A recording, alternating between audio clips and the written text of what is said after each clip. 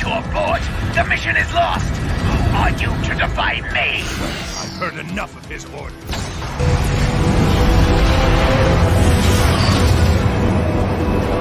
We need to take control of this ship. Combaticons, combine into Bruticus!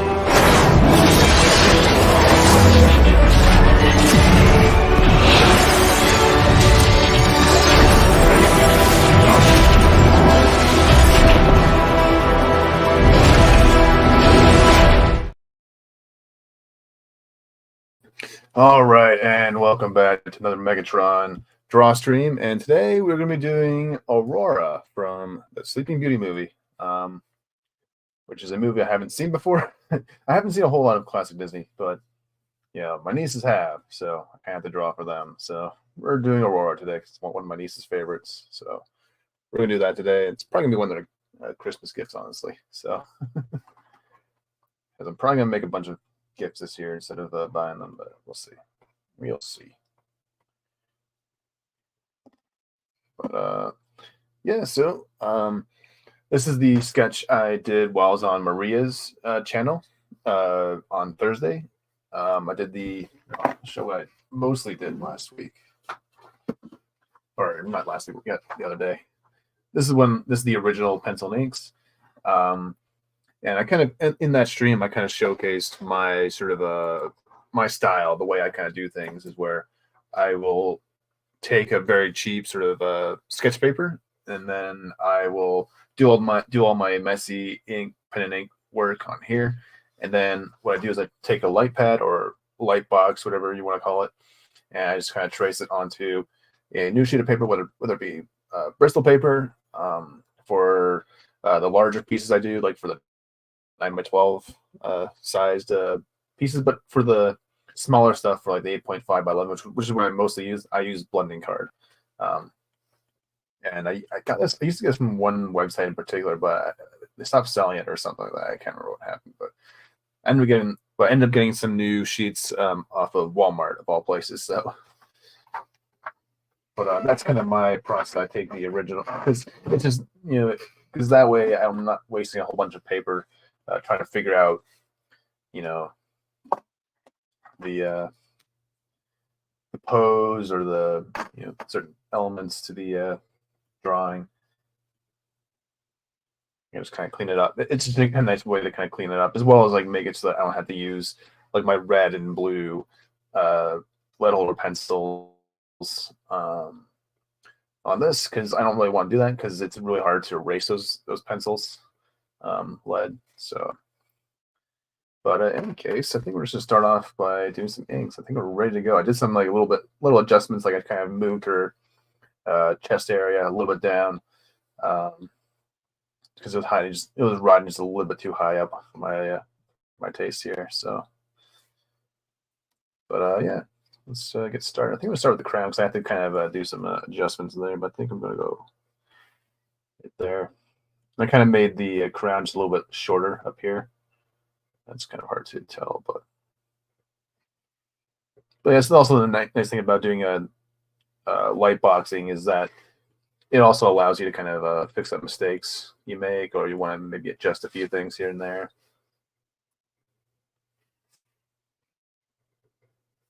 Makes life a lot easier.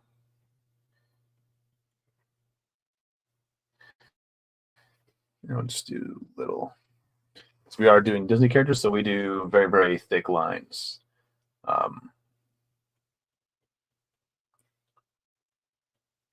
So kind of sticking with that sort of classic art style, while also kind of doing it in my own style as well, like a little bit of my own flavor. So she's kind of there's a really unique sort of like curl to her hair at the top here. So I think every Disney princess kind of has their own like unique sort of hairstyle. So I kind of noticed kind of makes them more iconic and stand out from each other.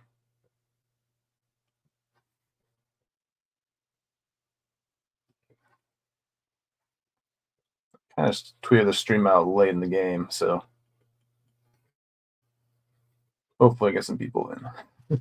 I'm the worst when it comes to promoting myself.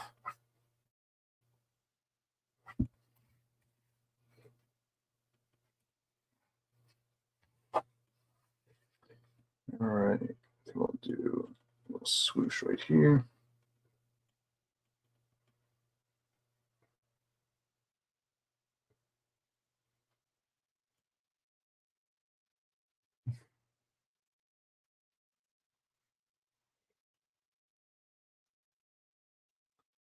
That.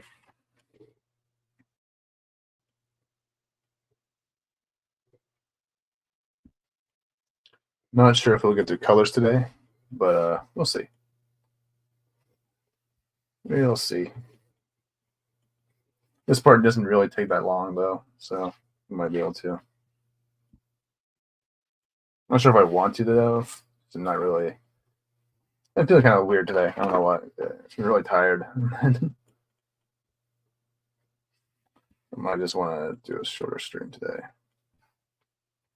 I'm using a Faber-Castell brush tip pen. Was it the FM medium nib? I've just been using this a lot lately. Actually, it's kind of a newer one. I've been not new in the sense that it's been out, because I think it's been out for a while, but new to me because I haven't really used this kind of pen. I actually really like the. It kind of has nice sort of like line weight. Little effects here. It's a very, very smooth sort of pen. Like it's kind of a mix between a nib and like a brush pen. Like that's kind of the best way to describe it. It's really a good balance for me, anyways.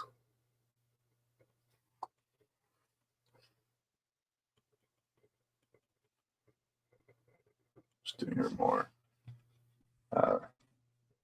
traditional sort of look here. I think we're going for the pink dress look, which I was told on the stream, but Murray actually also had a blue dress. I didn't really realize that because, well, I was a boy growing up, so I didn't really watch a lot of Disney.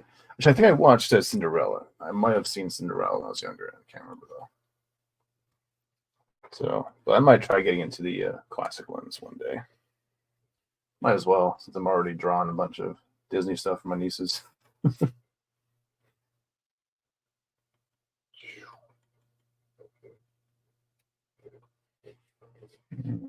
do the face. Not sure if I want to use these or something else for the facial details, but we'll do that just a minute with all these lines done first.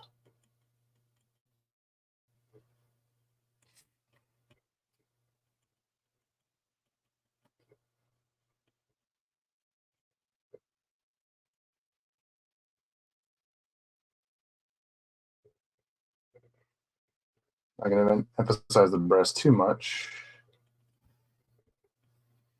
because it is supposed to be a bit more peachy. I think this one's a little too big. Let's do a little bit of emphasis, not too much. So I can be a little more PG here. It's going to be a gift for my niece that wants to be crucified by my sister-in-law. Nah. All right.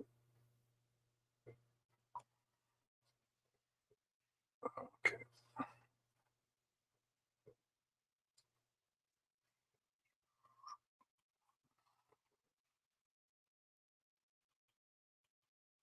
Just do the hand. I'll be careful with this one because I also have to keep in mind the plant or the rose or whatever.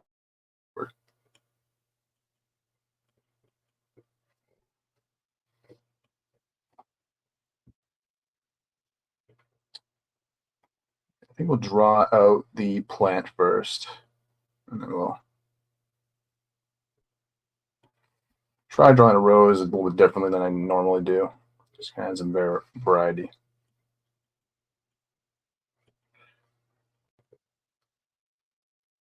So I want to shorten that up just a little bit. Add a little bit of a different lip this time around. Not exactly the best when it comes to drawing plants, honestly, but they're all very generic for me. Something I got to kind of work on.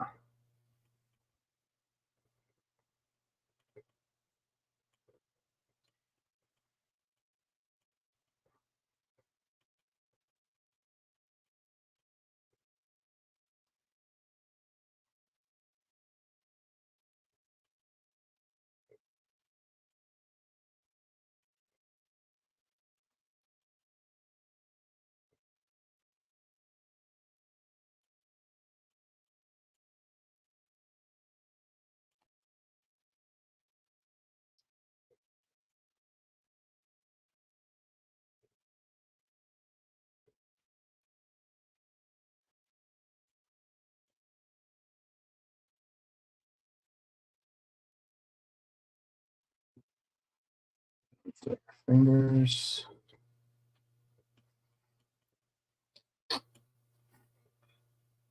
To the stem. Moving pretty fast. It's only 12 minutes in. So I might be able to do some colors. But I can actually do another show and tell actually at the end of the stream because I got a new somebody in the mail today. So might do a little show and tell, so to speak.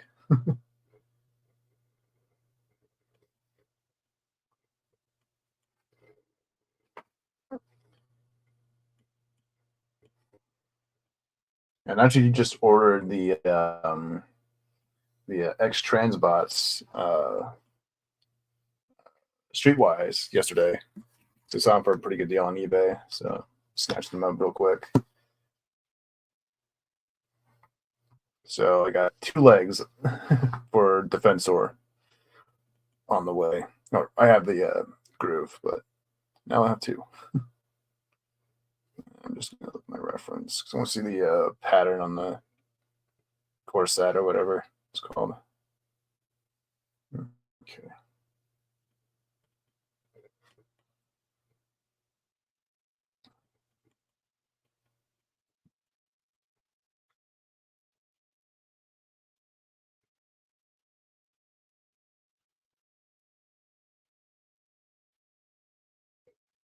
Go all the way around, or it's just at those 3. Not phone's an asshole.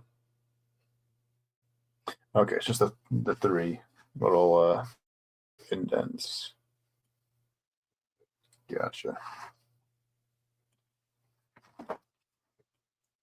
Okay, I'll just draw.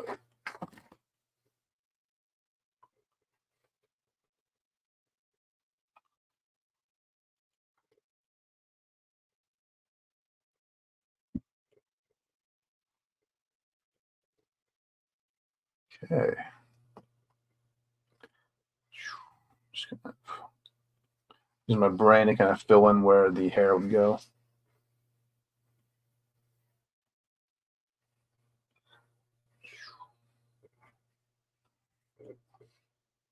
There we go. That's good enough.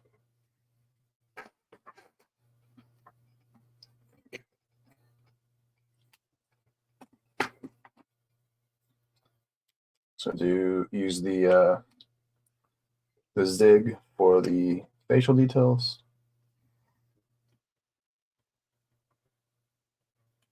Throw the nose.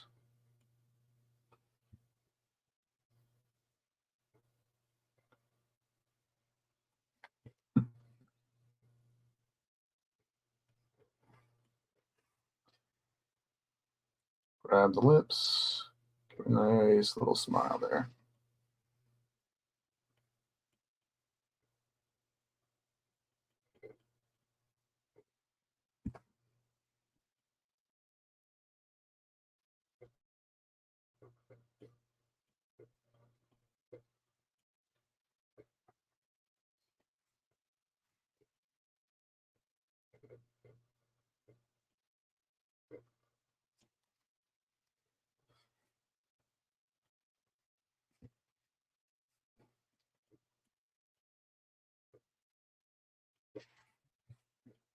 Kind of made the eye a little wonky. It's okay.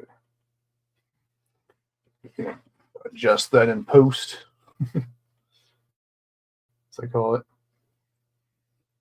Okay, the part where I fix all my mistakes. Or happy accidents, as the great Boss Ross would say.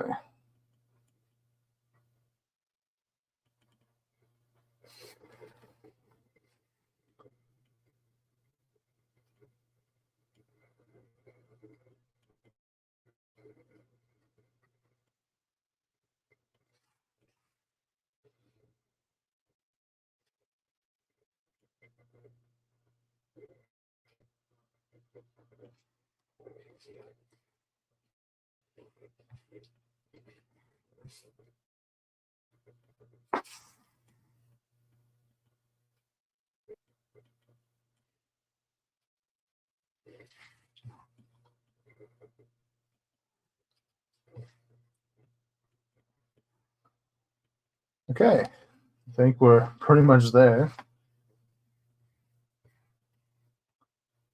Not gonna do the eyelashes just yet. I just wanted to get the basic shapes done, color up, and then do like the little details like that. That way they don't get lost when I go over it with some marker.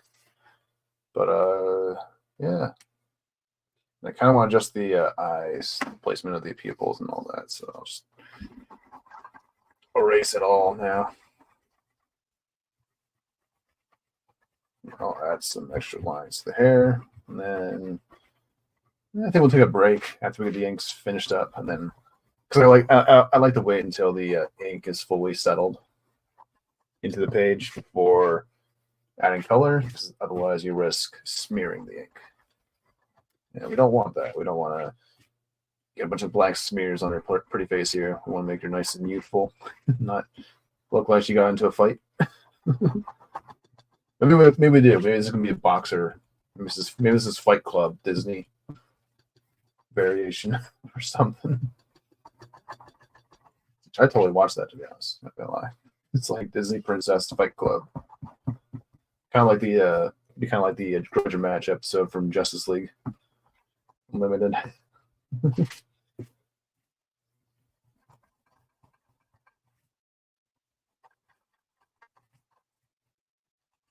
Well, I'm pretty sure Mulan would probably win that.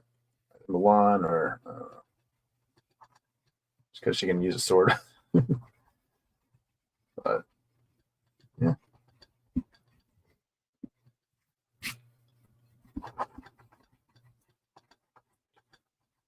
Or actually, no, maybe it would probably be like Elsa and Anna because they have ice powers, right? So they probably win that. Yeah. That'd be a crazy like death battle if a Screw Attack does that. If they do a Disney Princess Royal Rumble. See who comes out on top, so to speak. I think for this one we're gonna do a yellow sort of background. I think that'll kind of help her pop a bit more. That or green. Green and pink are really good colors, I guess. So I might go like a green. The background, just for like a base color. Nothing too fancy for the background. I think simplicity is the best policy here. Just want to make sure I got every nook and cranny erased.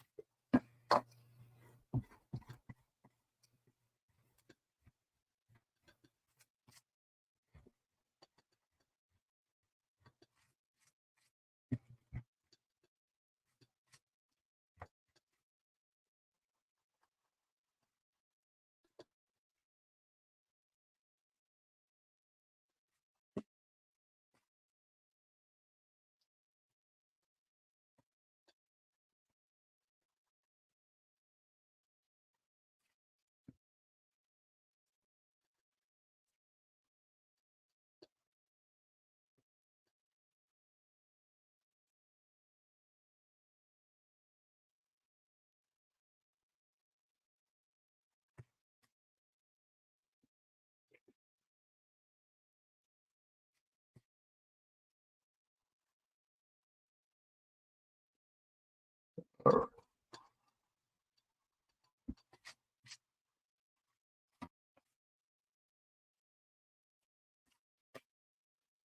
think that's going to be it for finger lips.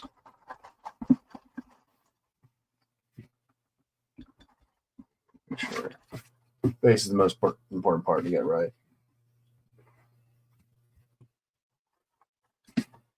Not worried about it too much.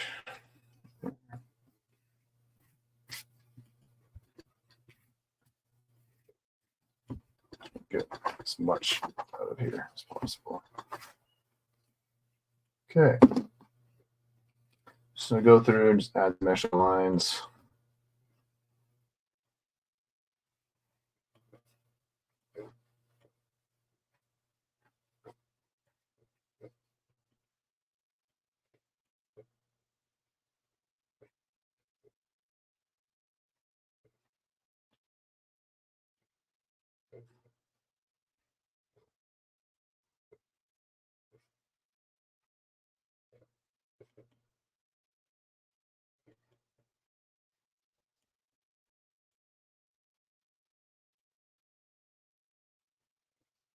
Nothing too crazy. We'll do the little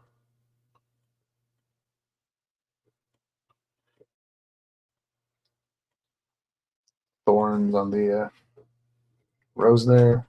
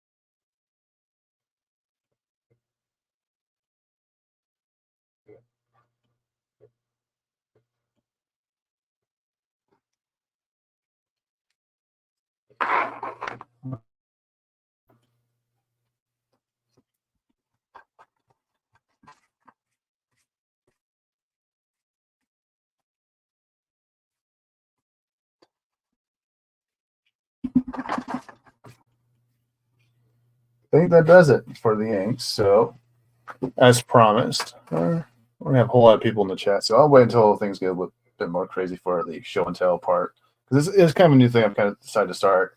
Is whenever I get a new figure in the collection, I think I'll just do like a little showcase portion of the channel. It's going to be a little, just kind of incorporate the collecting aspect of my channel into these draw streams a little bit.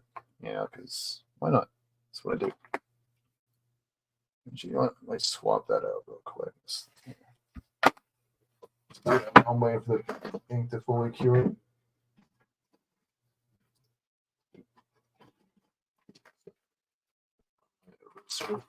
Oops. So I think I only have like an inch left in that thing, not even. So this is actually a really useful tool, actually, the small eraser pen. There we go. And just get rid of this thing. It's useless now.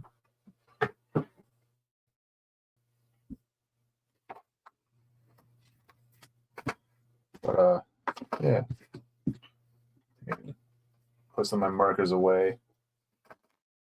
Keep my eraser and pencil in hand. Which, you know, I don't think I'm gonna draw anything out anymore. So go all away. Just keep my eraser and one of my markers, like one of my pens on hand. But I guess we can start doing the colors now.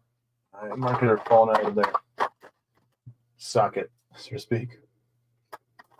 So we'll grab some rosy red colors. Add a bit, or some like peach and stuff like that. Just kind of add to her.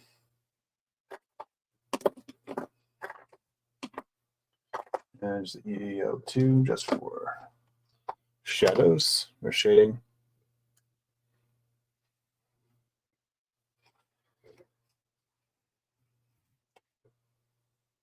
There's one area.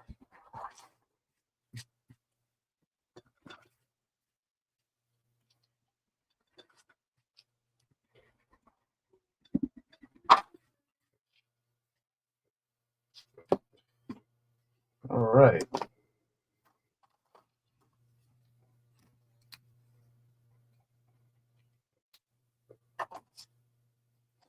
Trying to decide if I want to start with the red violet or why yellow red.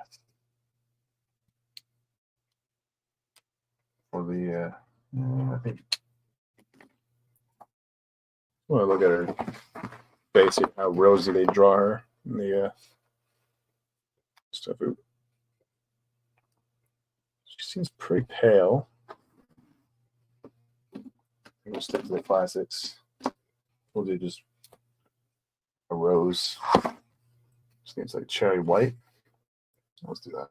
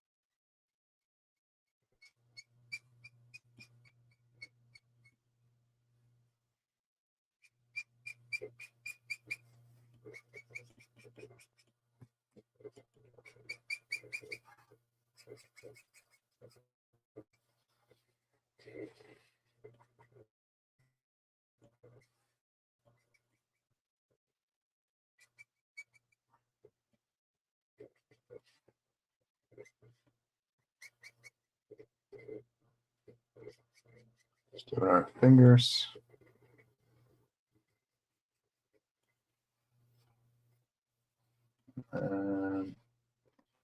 Anything else exposed? I don't think so.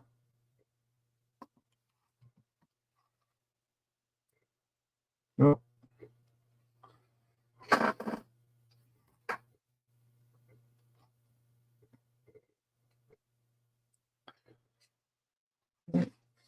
Cool. I'm just going to go back in with another layer. Time is it? 3:29. Oh shit, we're moving fast. We'll see how much I get done today. Like I said, I didn't want to go for too long today. Maybe I think 5 o'clock my time. So we'll probably be my last episode, maybe another hour and a half. Want to go for too long today. Just want to do some. Because I've been doing a lot of reorganizing around here, in the basement, just kind of sorting things out a bit more. Just want to do a little bit more of that. Just need to tidy up the space down here.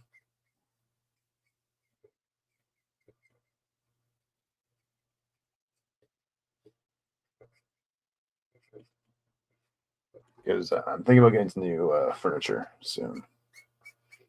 Because I still need to get a new desk for my right here. I'm just kind of, just because there's a big gap right there. Like, I don't know if you can see that.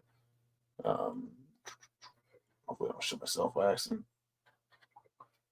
But right there is a little gap right there, in between my streaming desk and then my like TV desk. And so, yeah, I just need to fill that up, so to speak. Just, there's my Superman shirt.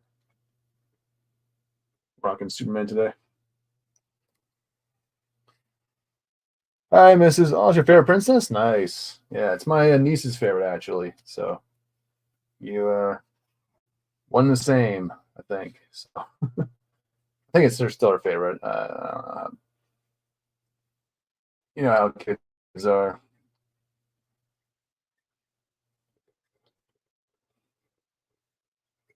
Yeah, she likes Aurora. They like Jasmine, and they like Tiana and Ariel. And well, I think they like Ariel and what's her name, Elsa, or not Elsa and Anna from Frozen. But I think they like all of them for the most part. So. Not sure if that'll stick for very long, but we'll see. Hey, Deadman, how's it going, man? Yeah, they do. They like both the new and the old Disney stuff. So they're being raised on both the old and the new. So, which is a good thing.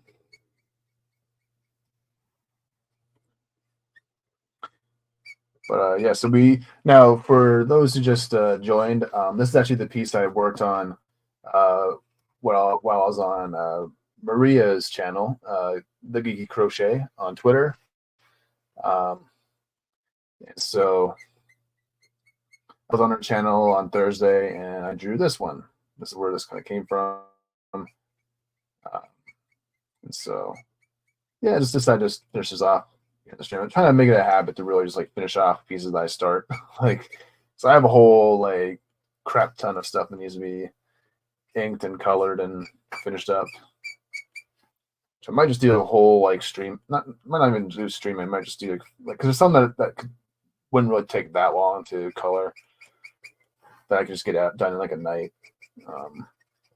when I'm not streaming or what have you. So I might just start doing that more. I really need to like just be more proactive and finishing up artwork, but I'm lazy, so never get around to it.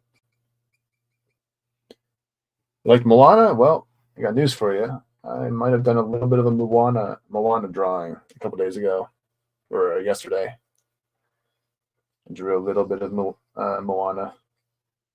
on my road trip, which was just a day trip yesterday. So, but I actually I have a couple big road trips coming up actually this month. So, got one coming up next week, and then the second week after. Like the best way to describe it.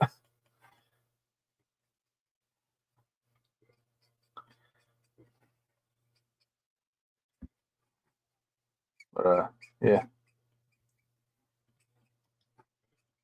Holiday season's coming up, so I need to kind of save up money, and doing road trips is a really good way to do that.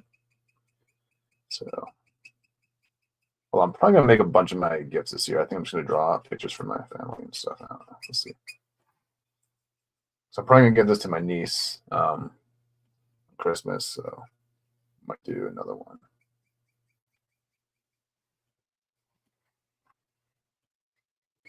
But anyways, right now I'm just like blending the R000, and then I'm gonna bring in another color pretty soon,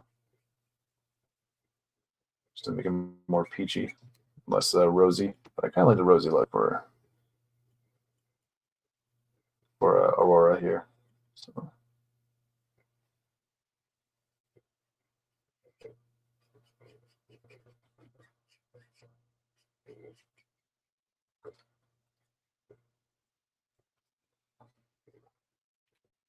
Right. We'll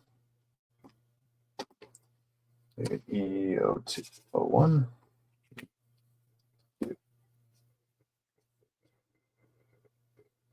Yeah, I think that'll work.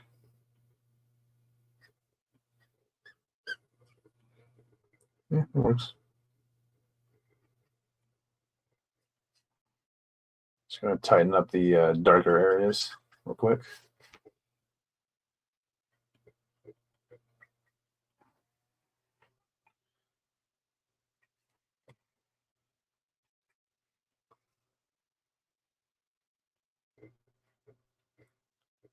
I think I saw parts of Moana once. I think when I was at my niece's, my brother's house. Once I saw parts of it, 'cause that was. So usually we'll have like a Disney movie on or something for the kids. So seems okay, but I think I was watching it at like a later time, so I didn't really pick up on the whole story just yet. Makes sense.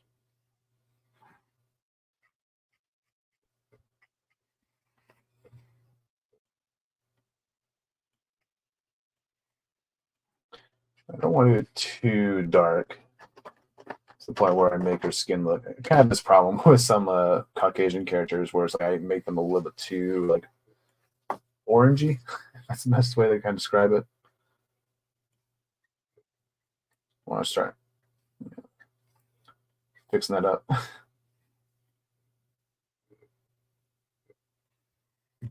Because a lot of Caucasian people are a lot more paler than that. So.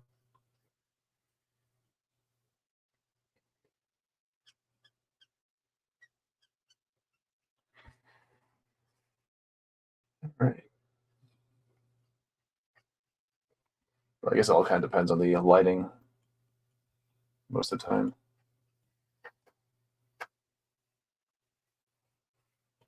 All right. Let's do a little bit here.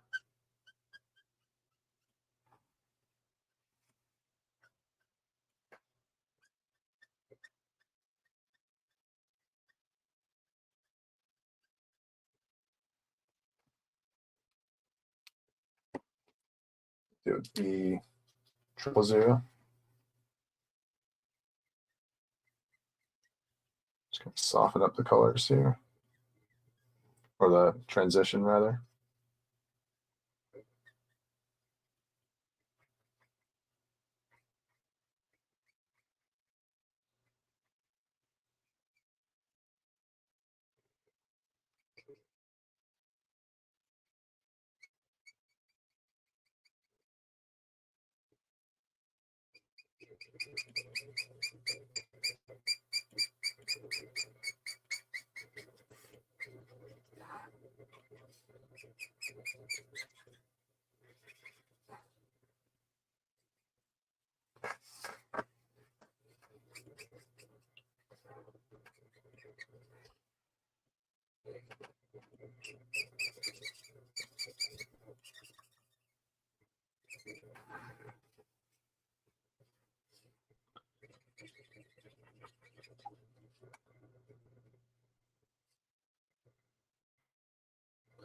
Oh, it's the old. It's your favorite, the oldest. Oh, that's nice. Yeah, that's cool.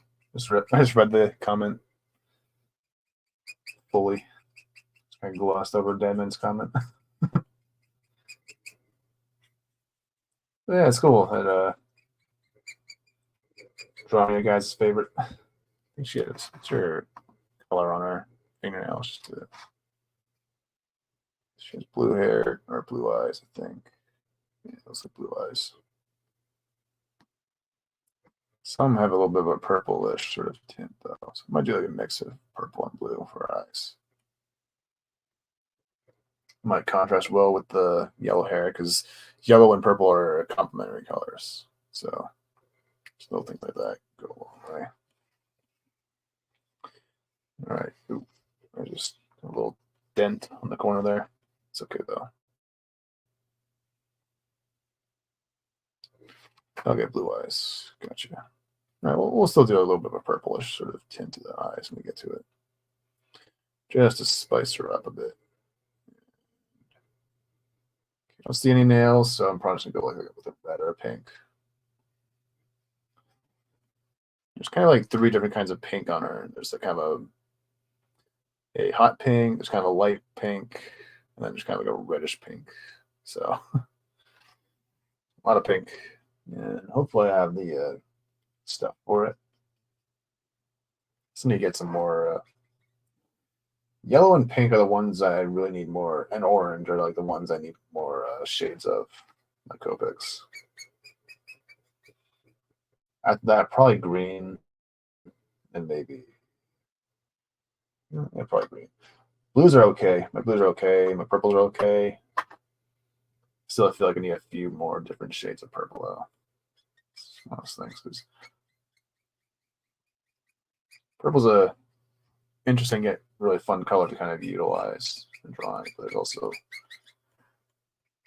very specific shades, which is kind of hard to explain. But all right, let's do our double zero. Just gonna bring back that rosiness a bit more.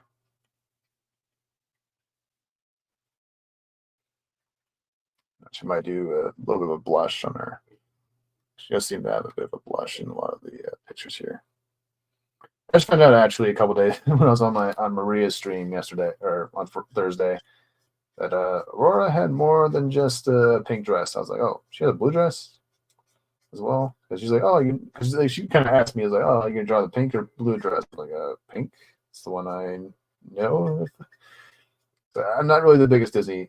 I was never like the biggest Disney watcher when I was younger. Like I'm a boy. I was a boy. Like I watched superheroes and Transformers and Ninja Turtles and stuff like that. You know, but I was very much a boy's boy or a man's boy or whatever. So it's more recently where I'm starting to really appreciate and I think I watched Cinderella when I was younger. I think I might have seen that one. That might be the one I watched. But yeah, so there's still a whole bunch I haven't seen. But since the way Hollywood's been acting lately, it might actually inspire me to kind of catch up on what I've been missing out on.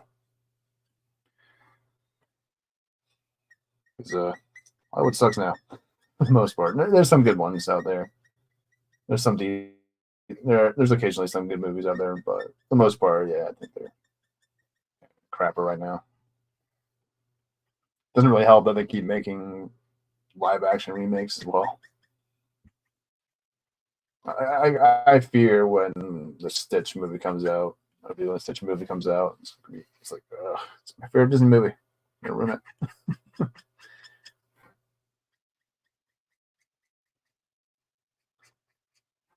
I don't understand why they're like. See, I'm okay with them doing remakes. I just don't know why they have to do live action remakes. I think it just kind of takes away the spirit and the appeal of the classic Disney art style. Like now, I think that if they did the art style in like kind of like, because you remember the Tangled movie and the Wreck-It Ralph movie, the second one, where you got to see all the different like princesses and all that in that one scene there, or in the few scenes there, and it's just like, well, what? It's like, it's like if they did, like they're to do like the Little Mermaid, for instance. Like imagine if they did the Little Mermaid, but in like the Tangled style. I think that might have been a bit better for them than the live action version.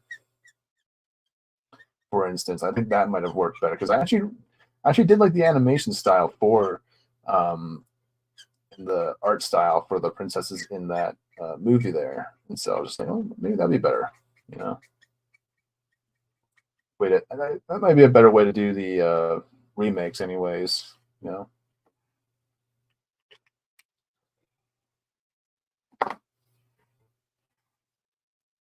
So I think that like live action kind of just like cheapens it, you know. But that's just me.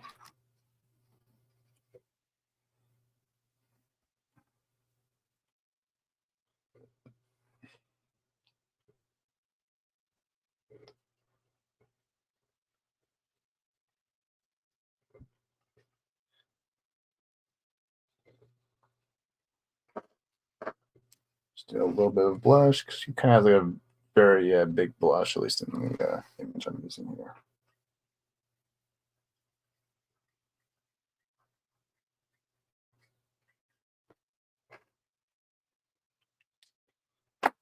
Okay. Ooh, try this guy. I haven't used this one yet.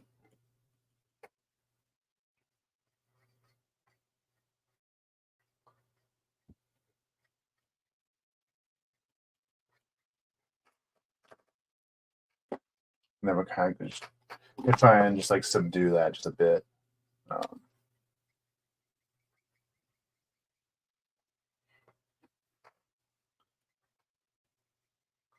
With a whiter shade here.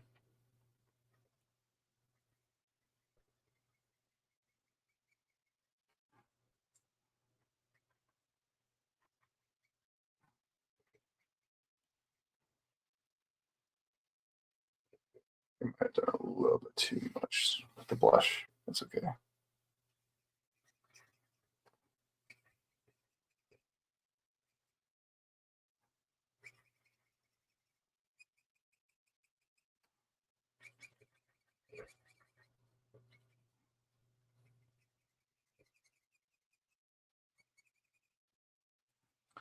might need to use a blender here, actually.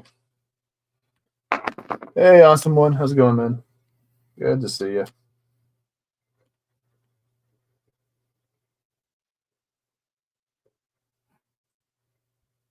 Just work on a beautiful princess today. That's what we do here now.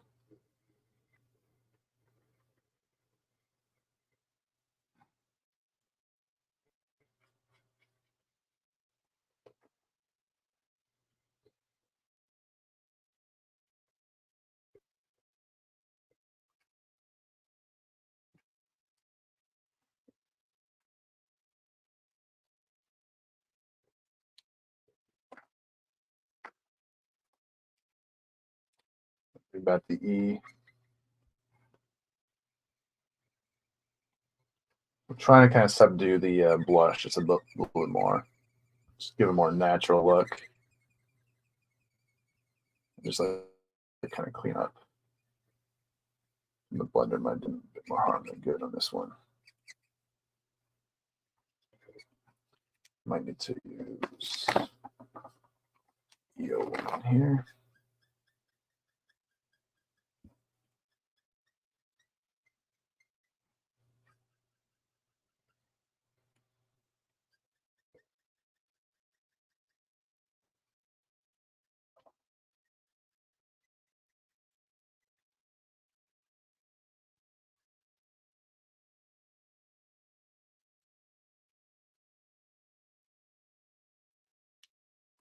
Just kind of fixing it a little bit.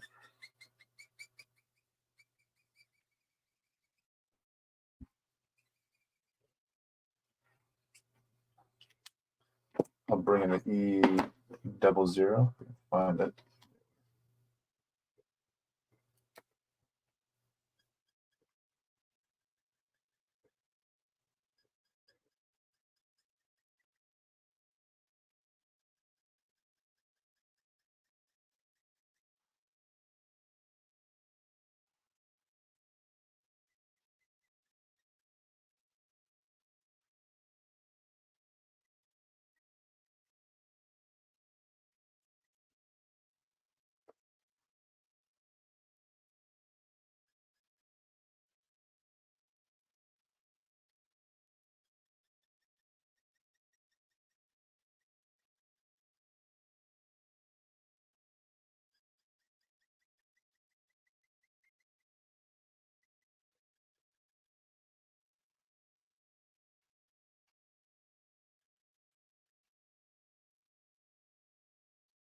All right.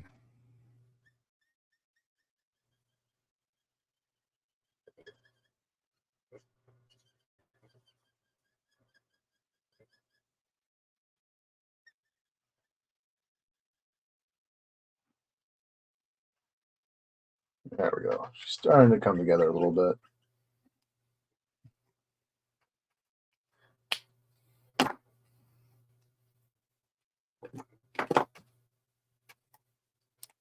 Just gonna go over some of the darker areas.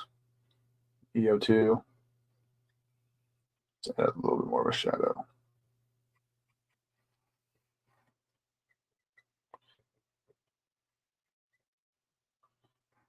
And I think that'll be it for her skin tone. And then we can probably move on to the hair next. And then the dress. And then the smaller details like the crown and stuff.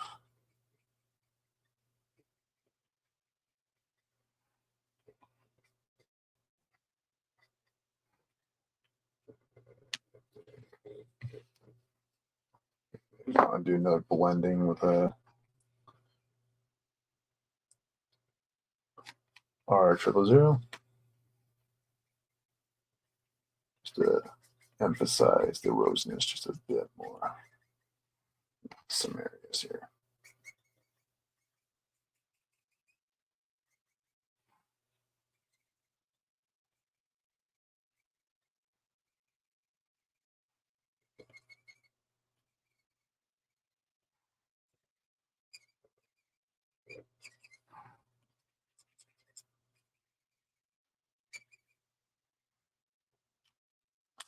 All right, that should be good enough for the skin tones. I think that once I get the hair colored up, I think it'll kind of all work out in the end. So I'll keep my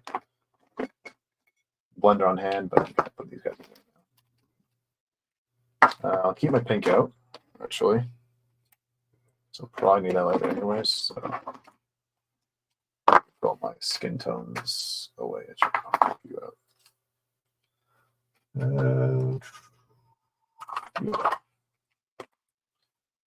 have all my markers labeled on my little shelving unit here, so keep them all in their own unique spot.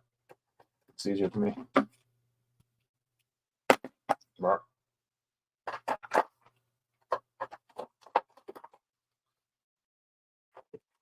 Let's grab some yellow, get our hair done. Then we can move on to the pinks and get the other stuff going. I might try this guy out. It's a newer marker I got. Actually, I need you again. You.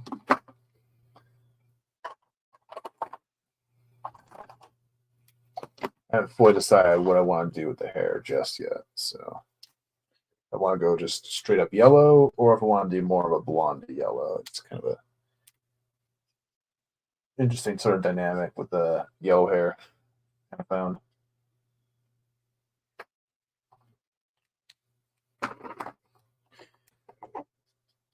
have a bit of a gold sort of element to the hair. I'll use gold for the eyebrows anyways.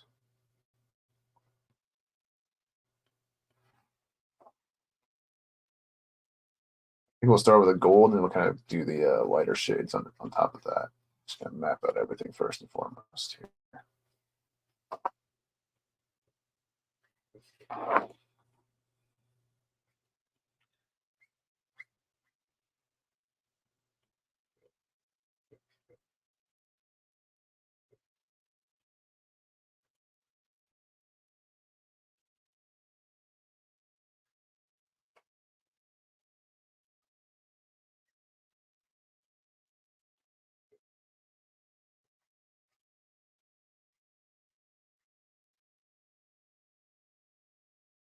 Just do a shadow around where the arm would be.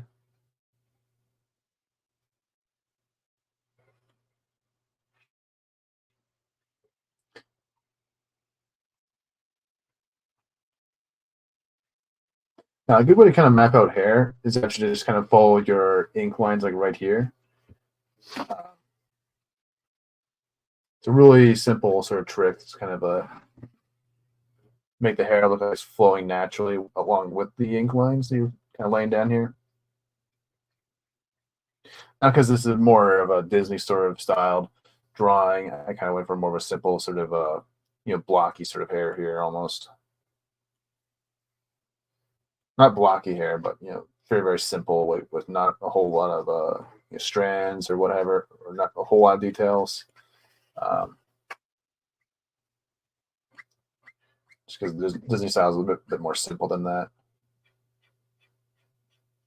I'm trying to mimic it while also kind of incorporating my own sort of a taste into it, my own flavor.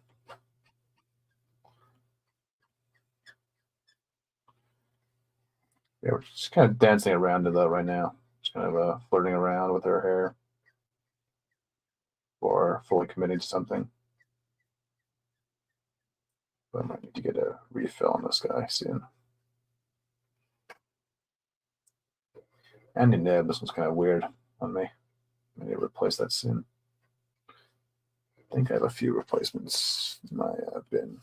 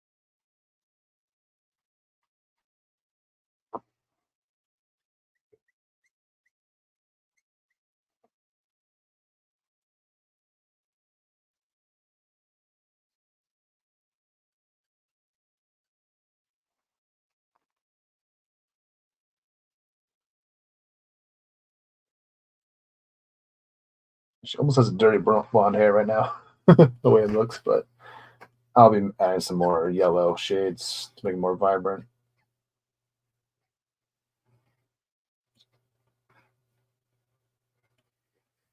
And we're just going to map out the side of her head. So we'd be kind of casting a little bit of a shadow there. So I kind of recommend doing as well. It's just like kind of map out where the shadows are also going to go, like the shadow on like the little dress thing here. No idea what it's called. It's called dress thing.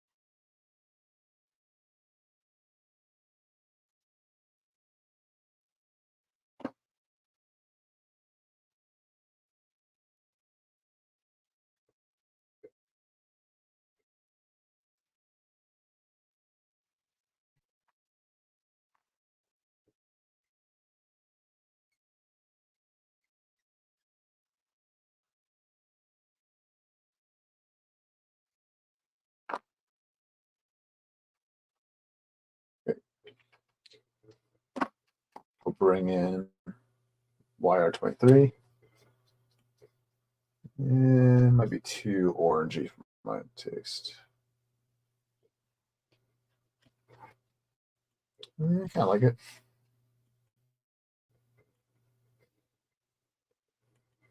Which is for shadow areas here, though, I think. Just let's use it very sparingly.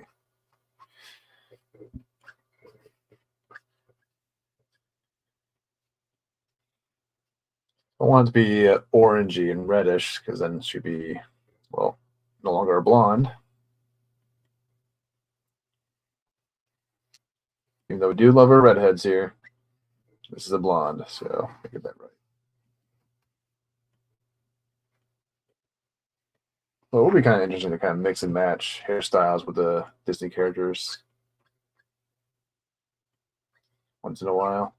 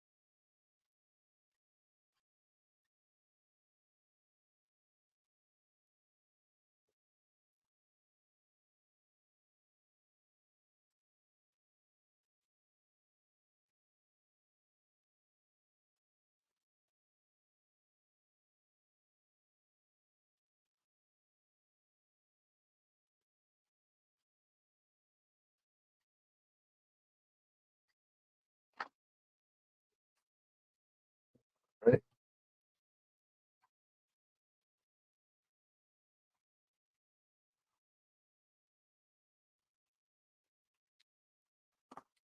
I think we'll start adding some yellow now.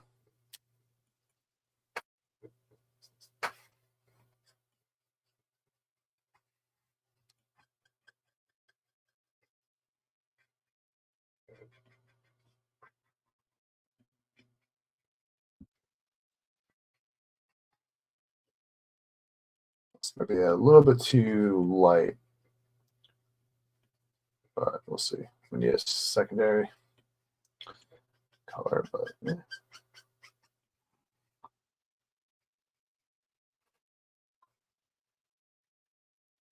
Work.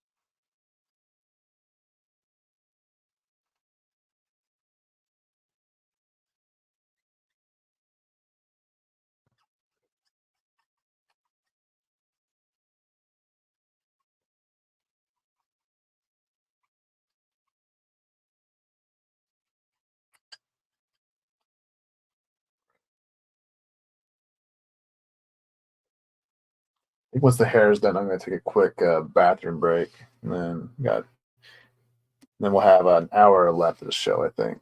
So I want to go for a couple hours today,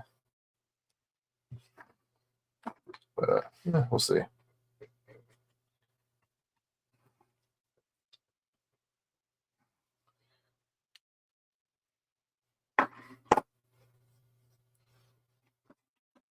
All right, let's try Y21. We'll try.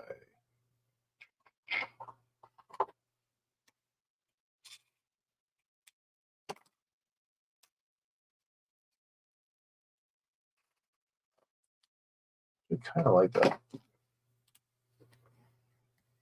A lot more shiny looking here.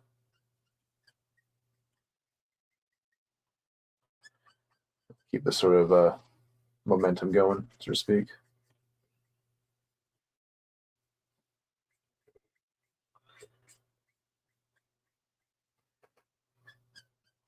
Because this guy will add a slightly darker shade just for the areas that need a bit more shadow work.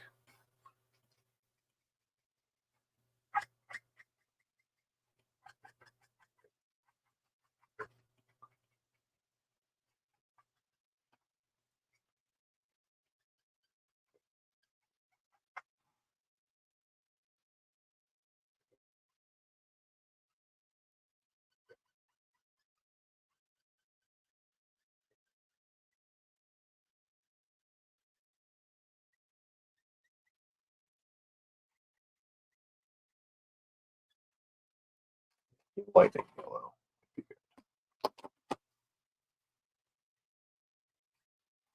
Complement these colors a bit more.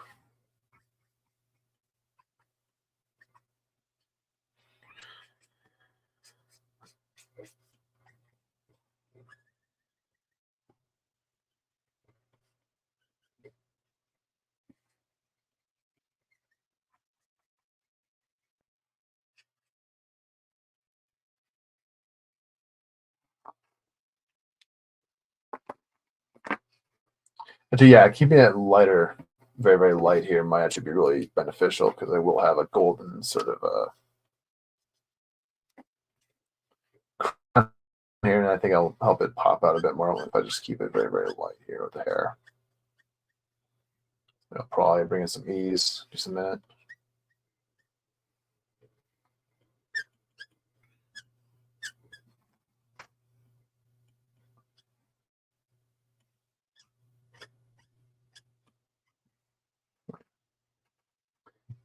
A little bit more of a yellowy sort of tint, not too much.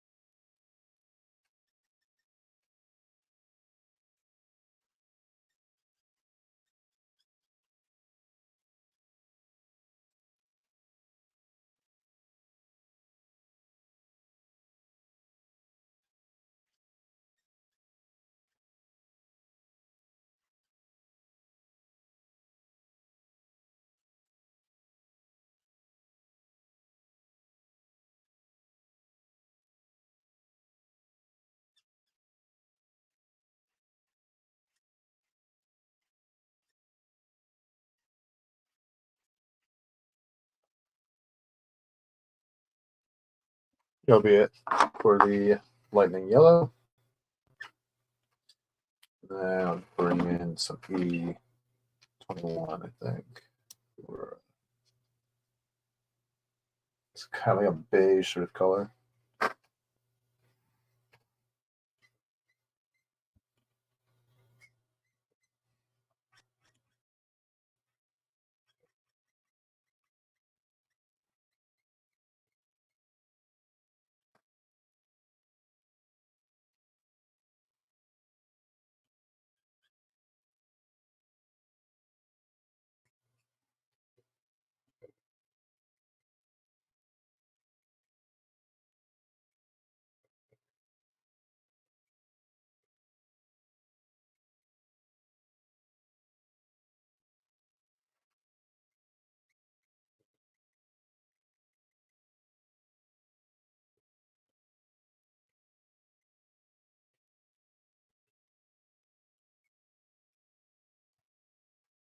Camera down just a bit.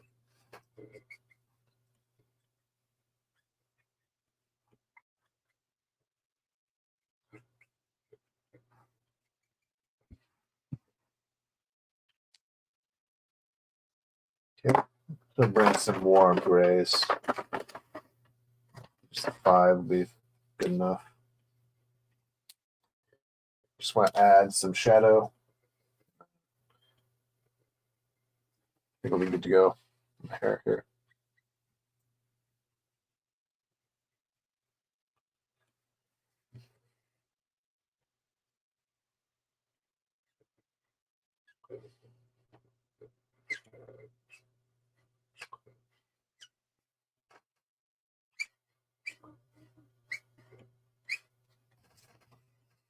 Yeah, should be fine.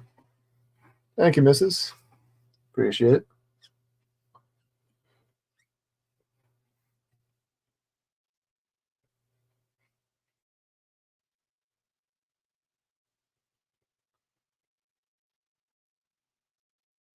Just gotta tidy up the shadows here in the arm, or the hair near the arms. I think that'll be it for the hair. I think we're looking sharp.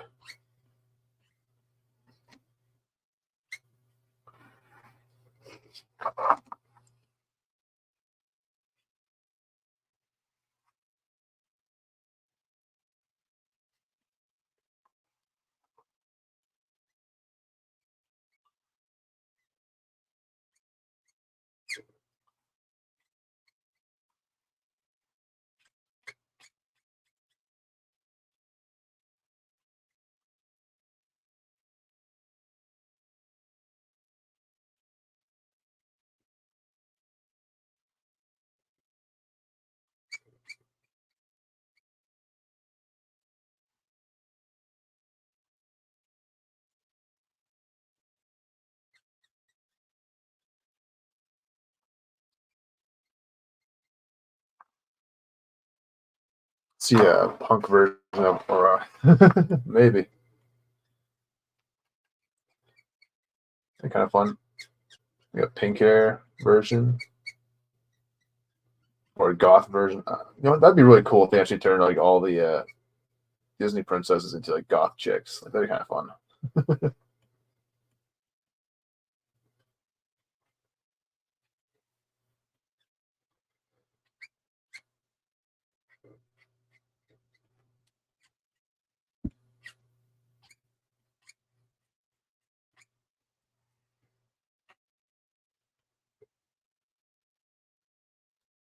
Punk chicks, goth chicks, it'd be all.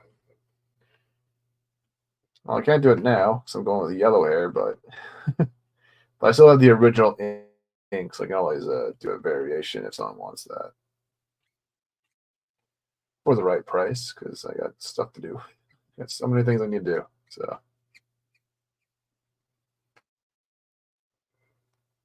but I guess I could put on the computer and just like adjust the hue of it.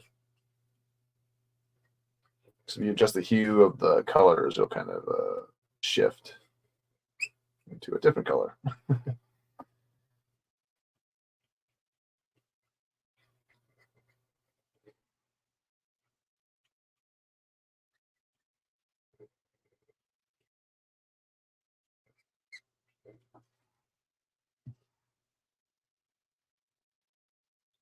Okay, so just want to touch up the eyebrows real quick. I want to darken them up just a bit more.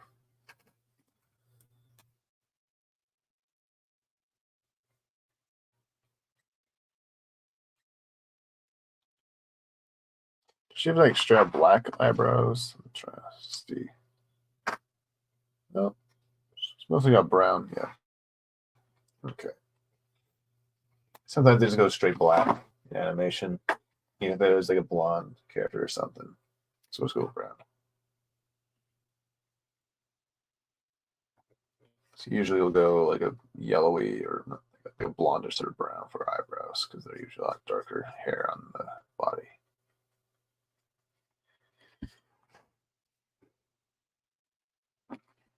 There. There's her eyes, and I think we'll do the crown and the little chest jewel thing. Then I'll take my pee break, then I will come back and we will continue from there. Let's see what time is it. 4:15. So let's see. So I already have my yellows here, so I might as well just do the gold bits.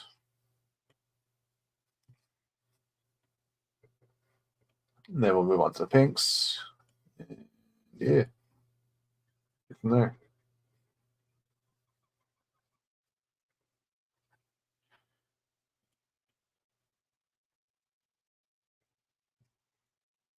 Kind of these like little breakups.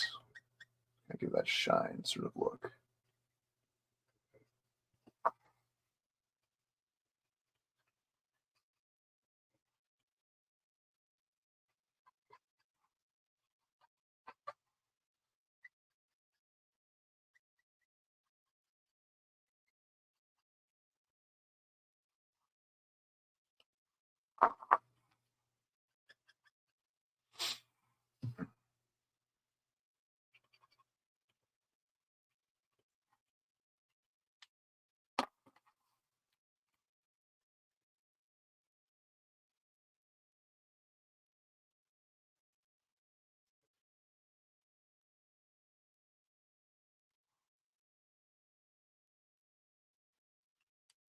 Bring in slightly different shades of yellow, just kind of differentiate between the hair. Very important to do that. Kind of want to stand out.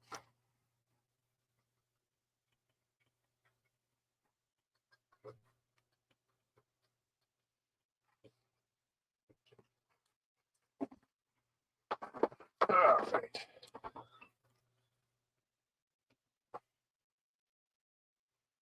Ooh, what? E84 might be good here. Just for like the shadows.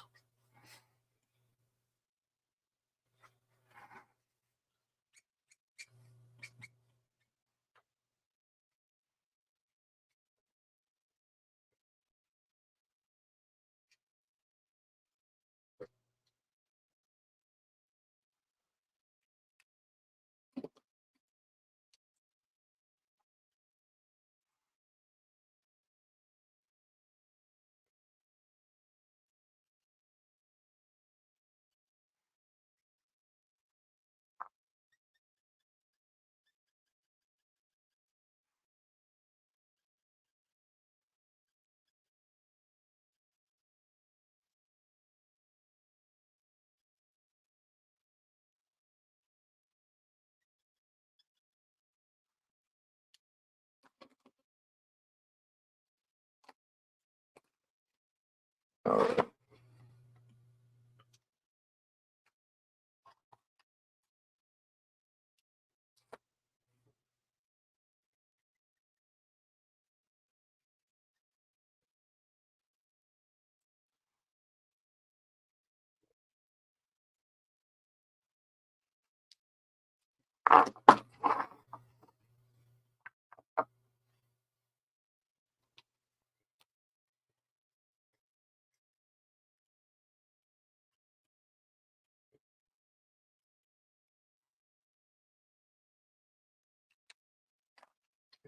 And I'll use warm gray,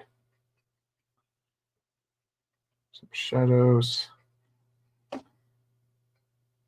Once again.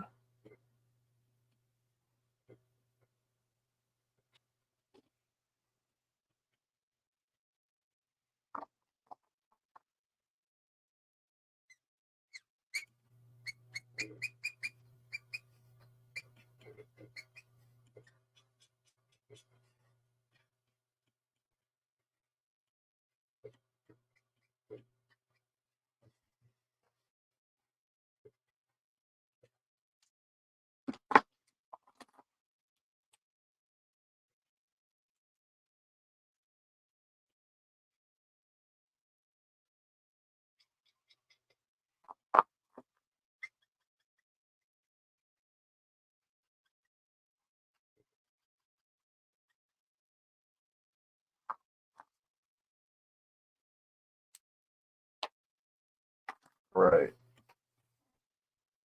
See the edge of the hair there was kind of off. Touch that up real quick.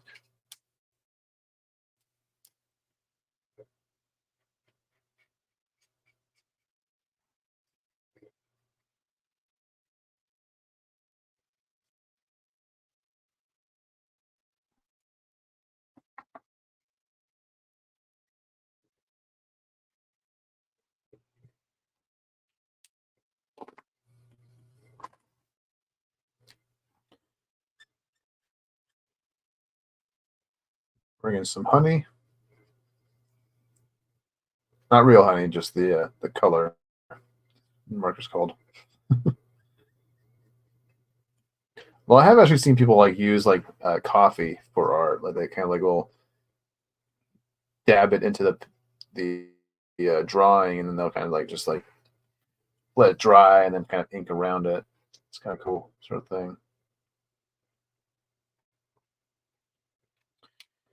Okay, I think that we're gonna call it a break right here because I just need to run to the bathroom real quick, and then I'll come back and we'll start the pink dress and all that. So be right back.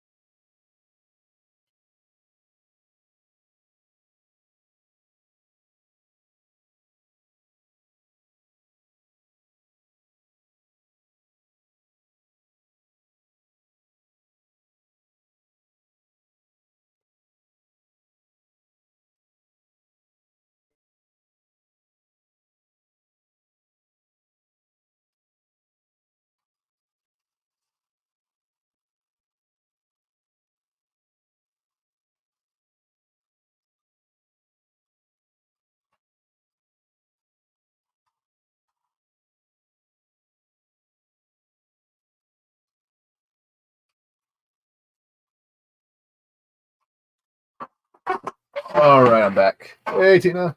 How's it going? Hope you're enjoying that little headphone stream there for a bit. But, yeah, we're doing some Aurora. Not in that way, but how you doing today, Tina? Good to see you. Just gonna get my reference pulled up.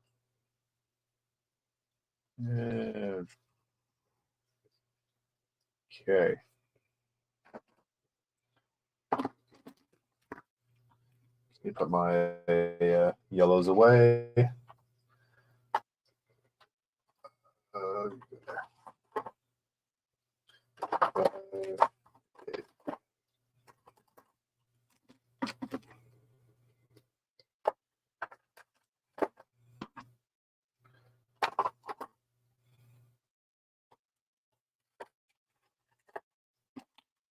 I'm doing pretty well.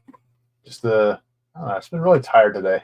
One thing I kind of noticed is like, granted, I was doing a little bit of running around this morning. I was kind of doing some reorganizing, moving stuff around, sort of thing. So that's probably why. Other than that, I'm doing good. Got a new thing in the mail today, so I might actually show that off at the end of the stream here.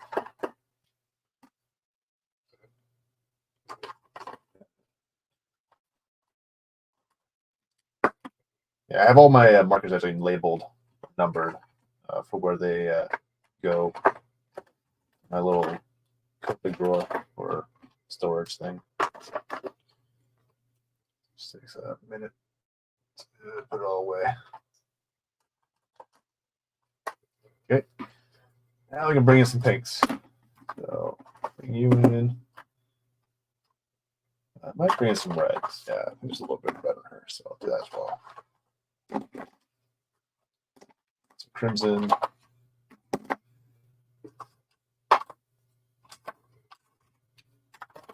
A bunch of shades of pink. So, there's that new one I got. Really?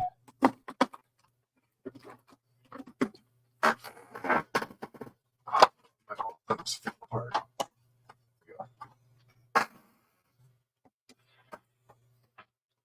No, she has kind of a 3 different pinks. She kind of has 3 or 4.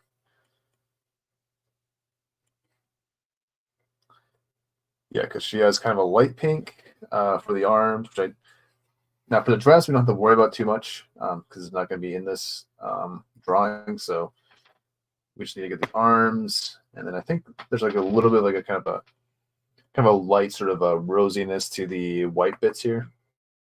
So we'll do that. The corset or whatever is kind of more of a reddish pink, and then the dress itself is kind of like a hot pink almost. So I think we'll start with the main sort of junk here, so to speak. I'll start with a R25, which is Dog Rose Flower.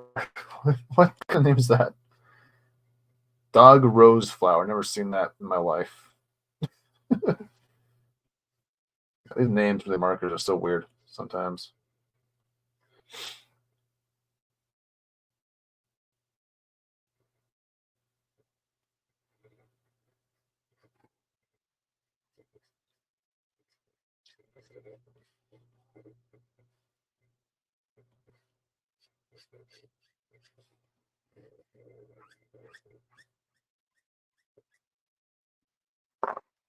All right. Thank you, Tina. Yeah. Started off with a gold sort of a base color for the main color, and I kind of just went from there with the hair color. Blonde's a really tricky kind of hair color to kind of get right. So a lot of fun when you do get it right, though.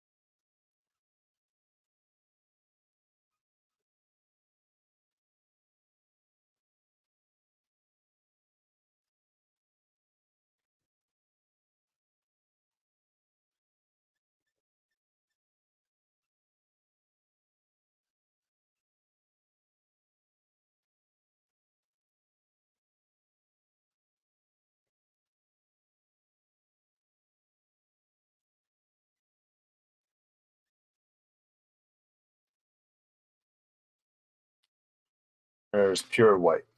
That's cool. White hair's always cool.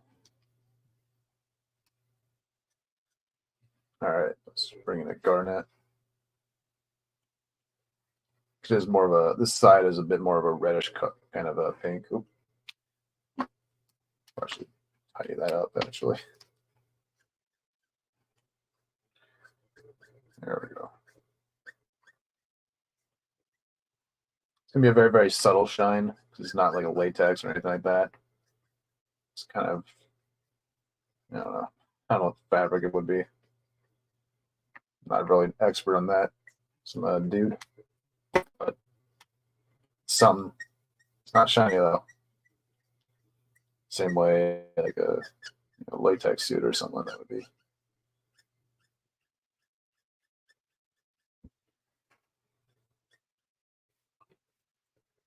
Or leather, leather's usually going to have like a bit more shine to it, but not here. This is going to be more of like a, I don't know, maybe wool or something.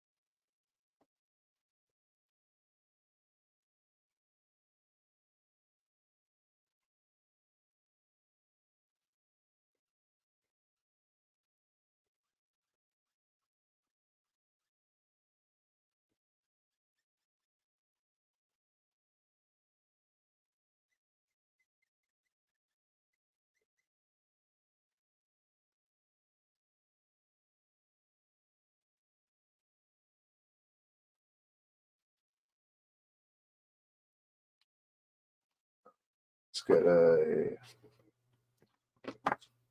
get a 19 in there, I think. What the hell is wrong with you?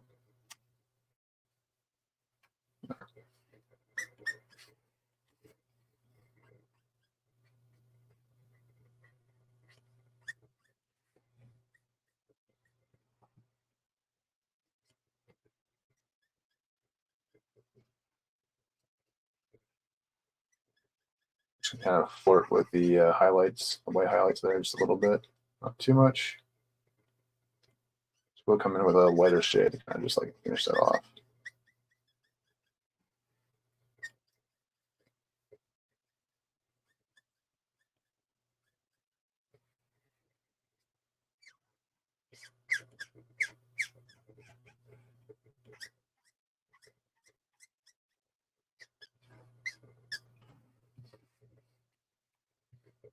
That I might have to watch this from the beginning later.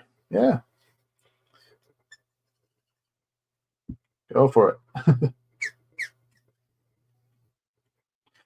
But actually, if you want to see the very, very beginning of this, actually, should probably grab the link for that, because if you want to see how I actually fully drew it all, you might want to go check out Maria's channel, the Geeky Crochet on YouTube.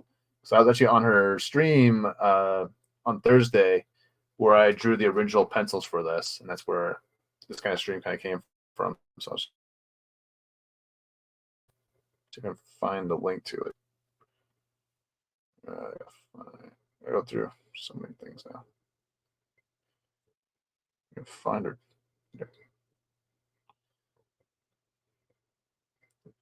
Should be this one. Copy. I'll send it off to my own chat.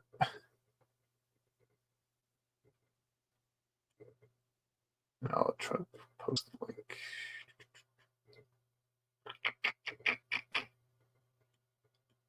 Slow ass phone. All right.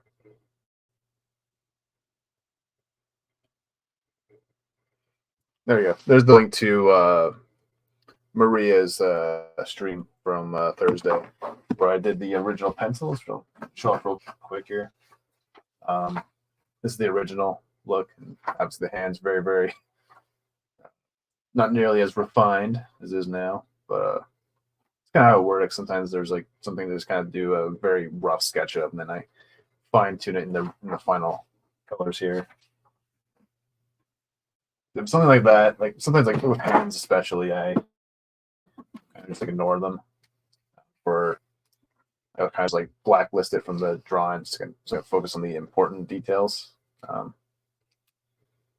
Then I fix it up later. There's no use in really just like, you know, wasting so much time on something that it's just gonna frustrate you. And I screw that up there.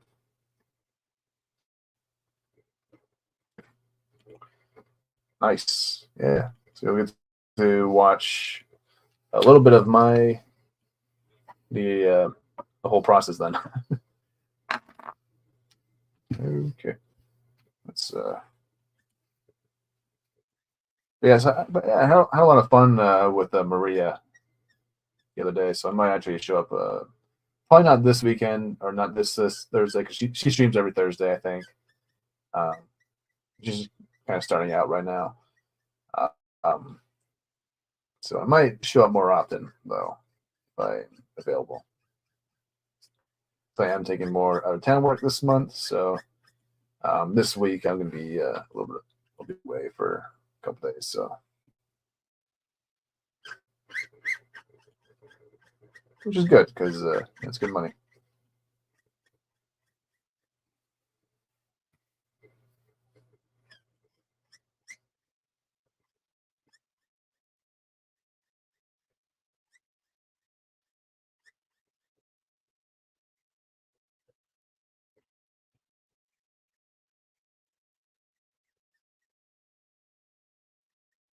Time is it? 4:36. Okay. We can push it a little bit. I think we're almost, and we're getting close to being done.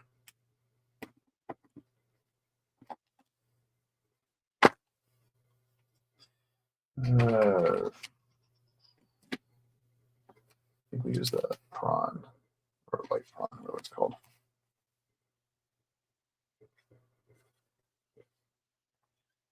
Let's go over.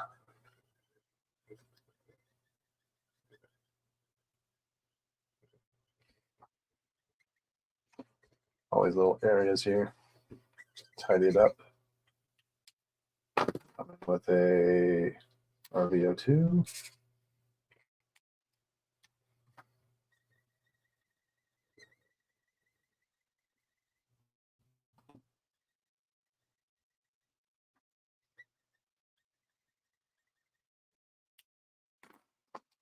Actually,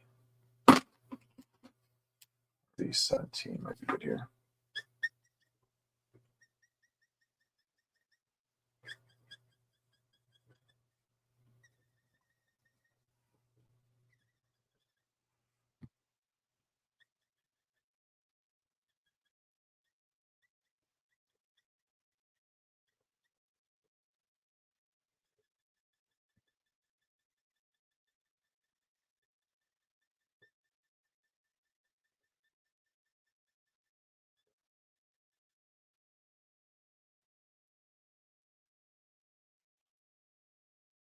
Thanks, Denman. Appreciate it.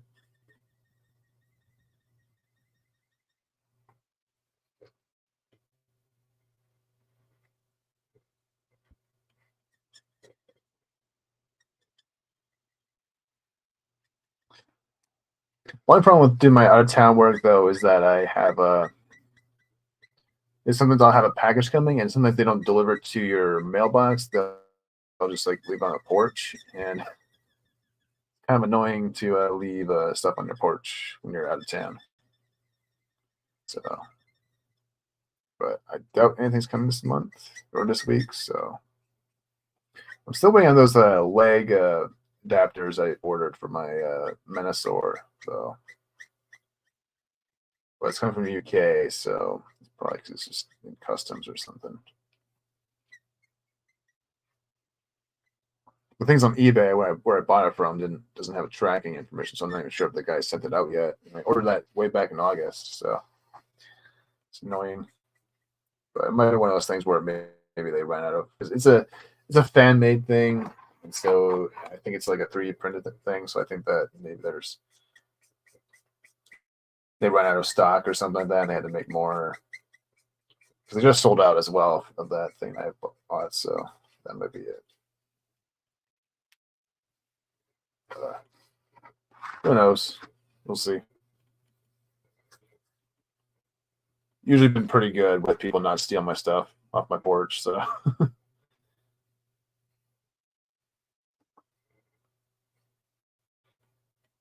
And reference. Okay. All right, we're gonna use the new pink I got the other day. It's a very vibrant one, so we'll use it for the arms.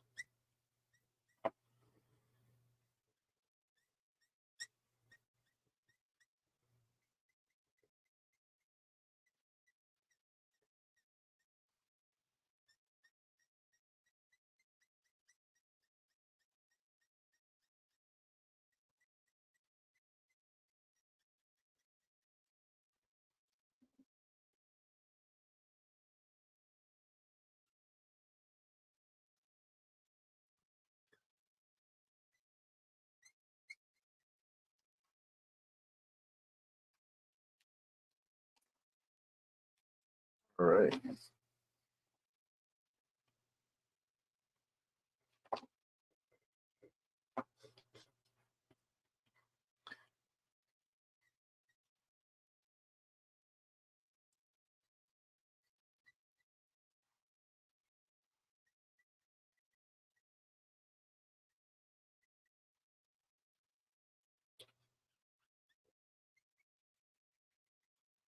But yeah, I think next month I'm thinking about getting the new bookshelf.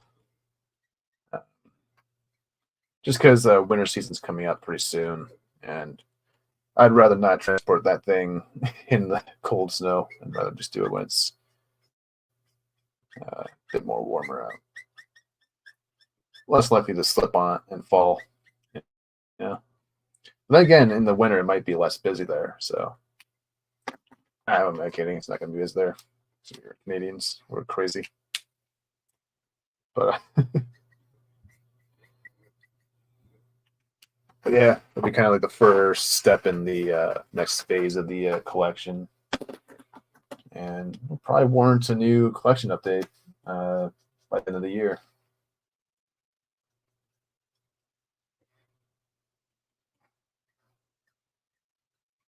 And I am getting some space kind of moved around too in that area. So hopefully it works out in the end.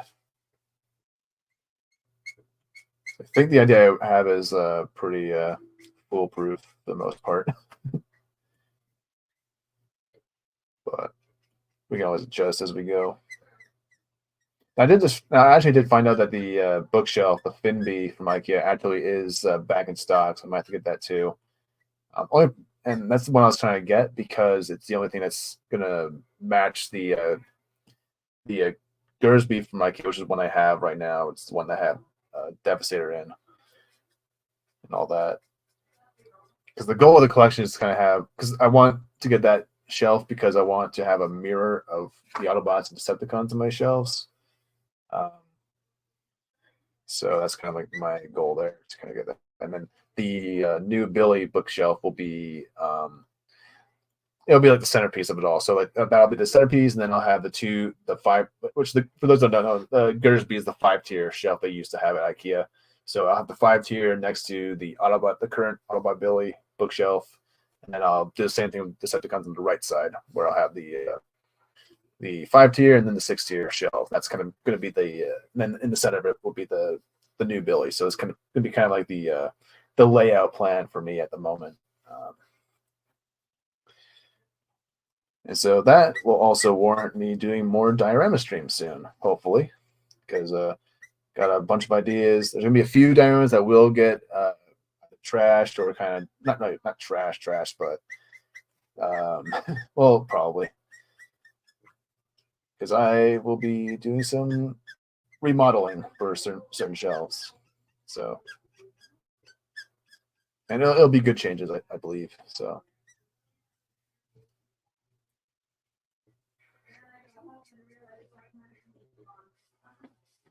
all right. But yeah, like stuff happening.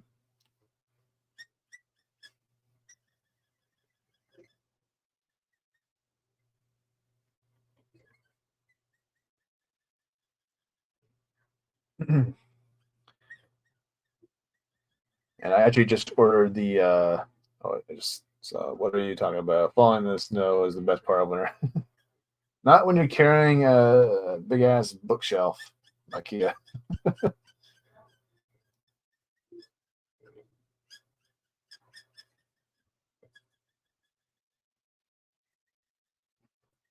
Granted, I can be smart and use the carts. I'm not smart, so I'm not gonna do that. I'm too prideful. I gotta carry it. I don't know why.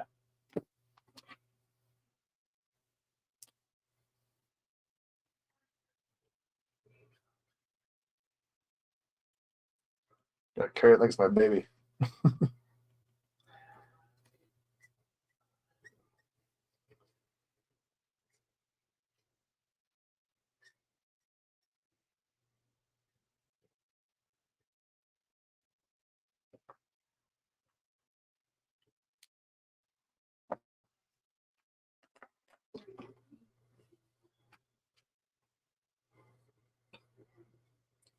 To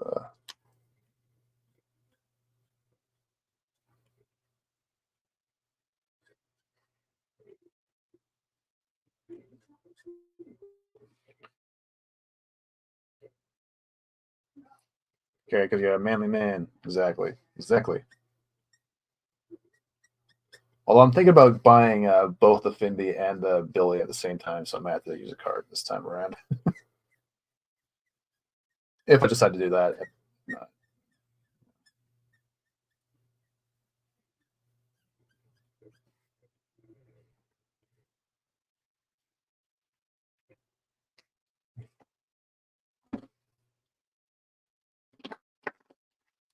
And I'll bring this color back in actually, or not this one. Yeah. I want to bring back that vibrance just a bit.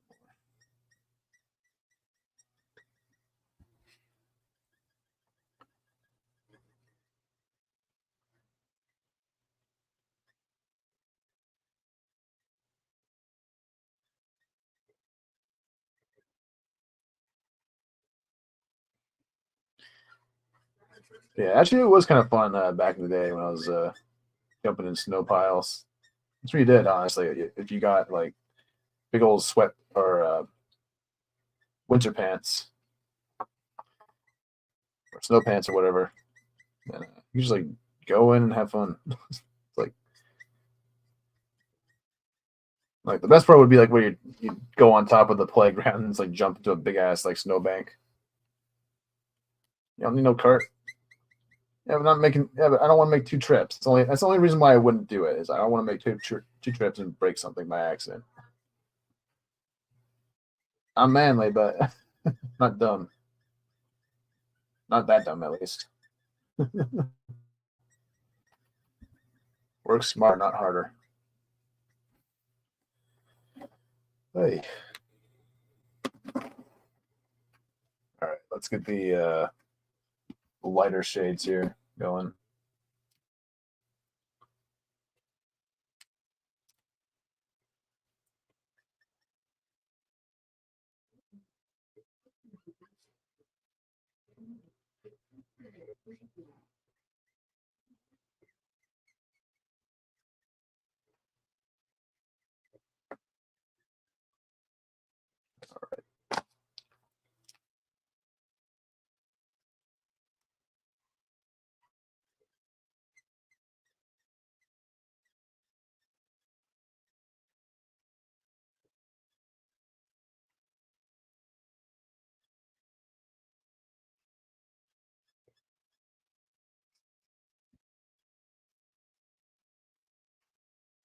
Okay, bring some lavender. Yeah.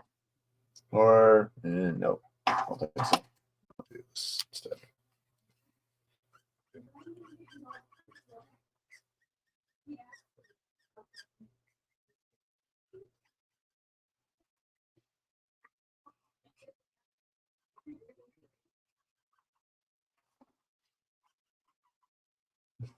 Well, dragging, my parents took me out tobogganing.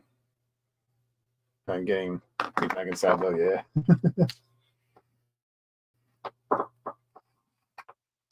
Yeah, that was fun too when you got to sledding and stuff.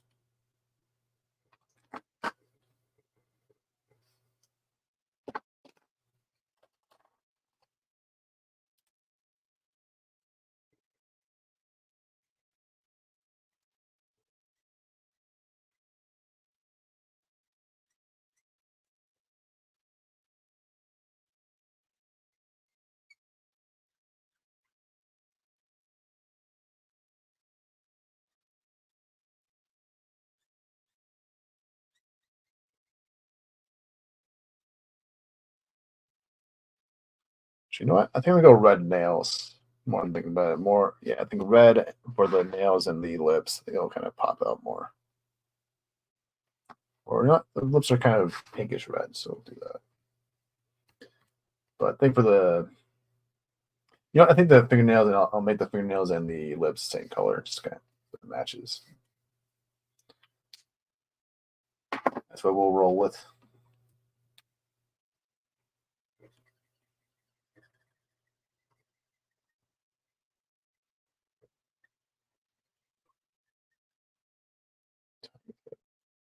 Ooh, 850. Kind of going over budget here. Let's see, we need greens, we need reds, and we need blue for the eyes, and yeah. Okay, well, we'll finish. How about this? We'll finish at the body, and then tomorrow, I think, or maybe a little bit later tonight, I'll just like work on the background off camera. Not gonna do too much with the background, anyways. It's gonna be a basics like green background type thing. Maybe I'll do the combo set like window type thing. But we'll see. So I think green's a really good color against like pink and yellows. So really kind of pops out. So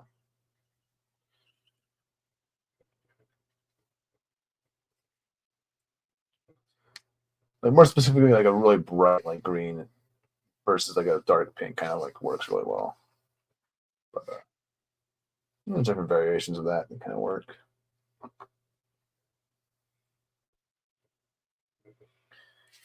Okay, I think that's good. So we'll move on to the lips, the rose, and the fingernails, and then we'll do the greens on the stem, and then we'll do the eyes, and then I think that'll be it.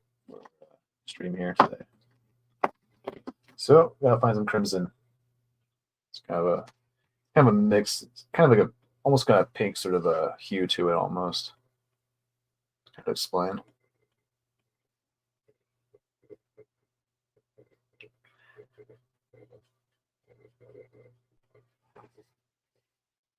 And ooh.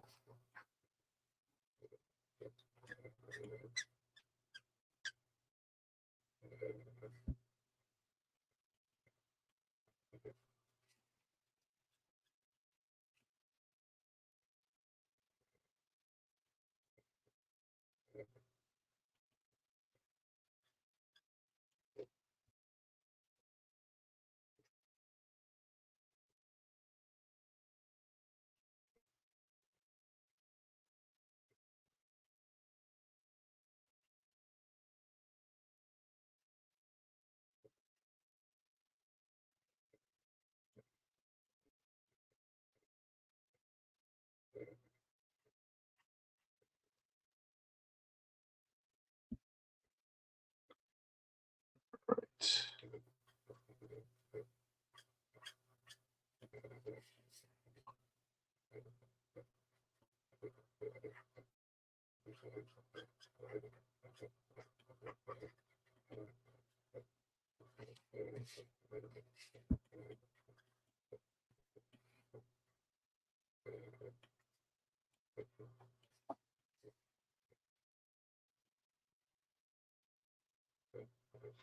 Yeah, we'll get the nails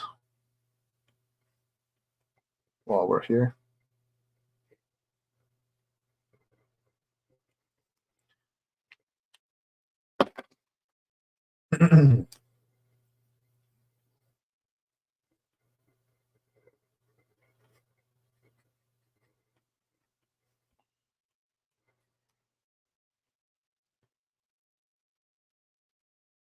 Go for like a dark red for just the nails.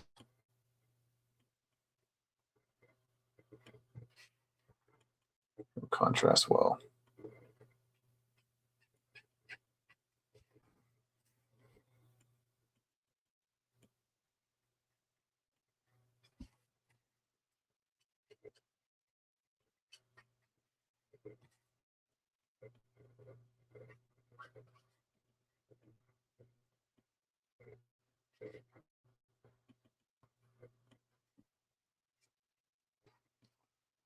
All right.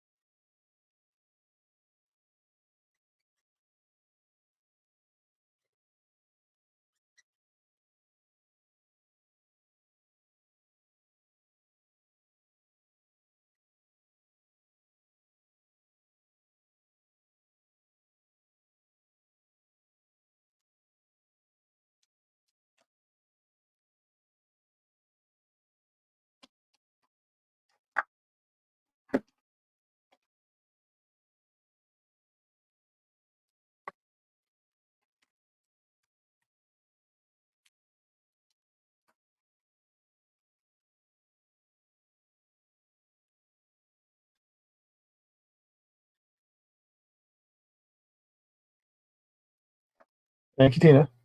Thank you. Almost there.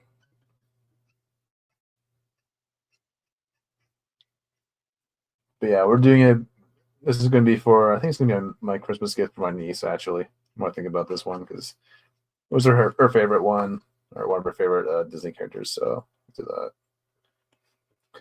I think I'm going to make all my gifts this year for Christmas. That way I can save some money. Well, I'll still have to buy the frames, but as much. It's supposed to be an artist. It's supposed to be good being an artist because you don't have to buy gifts. I'll just make you something. Oh, that can't get it nowhere else. It's one of a kind.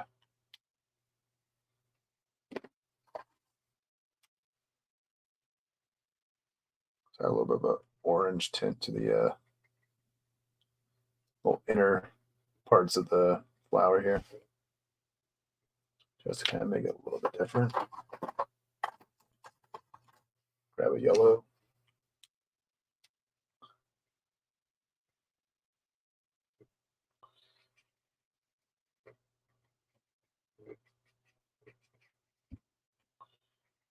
Yeah.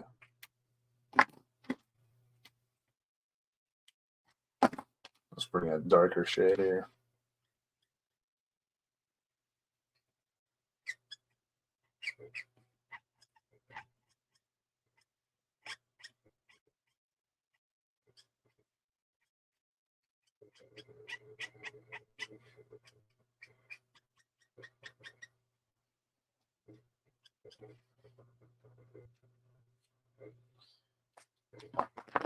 All right.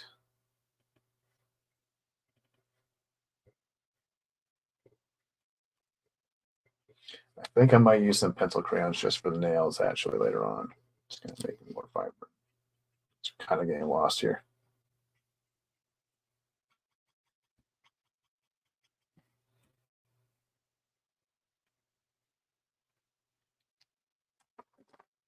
Right.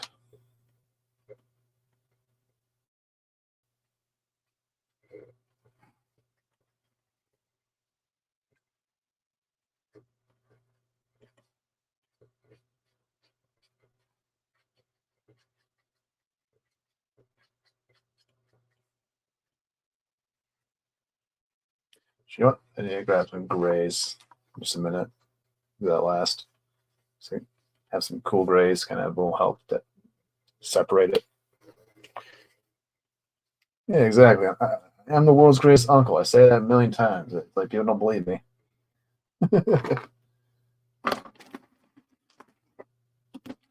Which I'm pretty sure I'm gonna trounce everybody with my birthday gift I got my niece. Pretty sure I'm trouncing everybody this year again. So I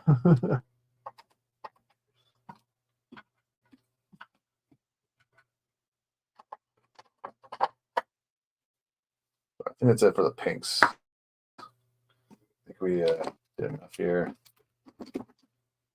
There's my little tray here.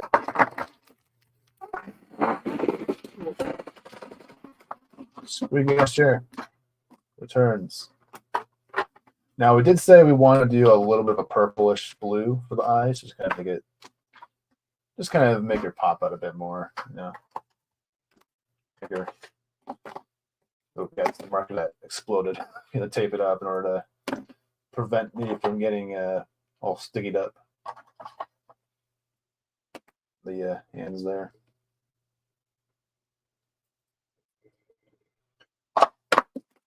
That should be good.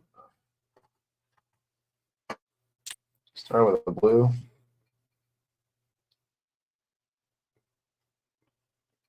Just for a base color.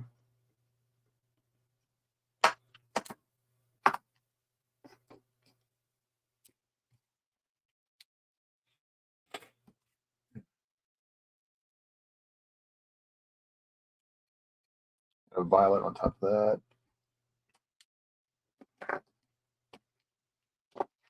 Bring in a BO2.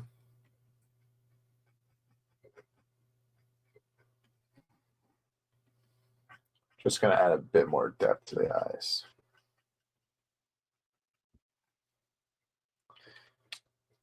Oh, bacon, that's good. Yeah.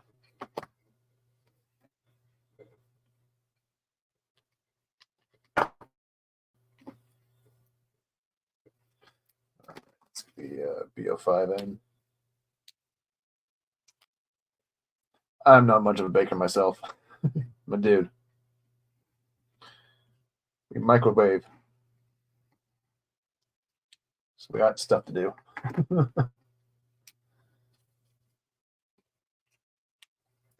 I could probably use some more violet B15.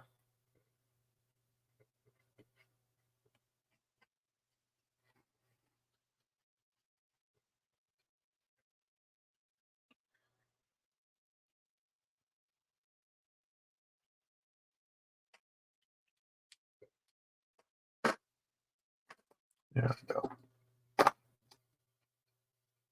Just bring in a little bit of my blender. Just kind of tidy up the eyes. All right, later, missus. I'll see you guys later. I think you guys are streaming tonight, right? If so, I'll probably be there. Chilling.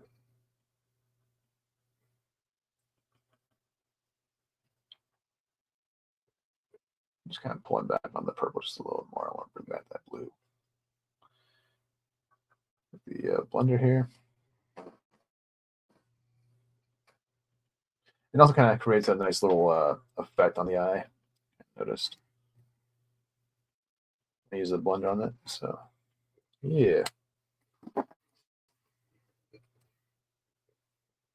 So we're kind of stepping over our limit today because I wanted to just go for an hour. What was it? 2 hours today. So, but we'll just finish up the greens, then we'll do the grays on the flower, and then we'll call it a wrap. And then as I go tonight, I'll probably just like touch up the inks and add the little details and highlights and all that. So first, need my greens. Actually, you know what? Now I'm thinking about it. I don't think green's going to be a good option for the background. I think maybe a blue, because otherwise this thing's going to get, you know, we already have a green sort of stem and all that. So I think we're kind of going to ditch the green background. Do a blue instead. Just a little thing I kind of just picked up on. So you usually want a color that's different from everything else when you're doing a background. Otherwise, it won't pop. Unless you're doing like a Batman thing, then you can just like do all black, everything. So, but you know, if you're doing something like a princess, you want them to kind of pop out more. Oh, information about my package just shipped out today. I probably shouldn't show that actually. Oh, never mind, it's not camera. I'm good. Do a very bright green here.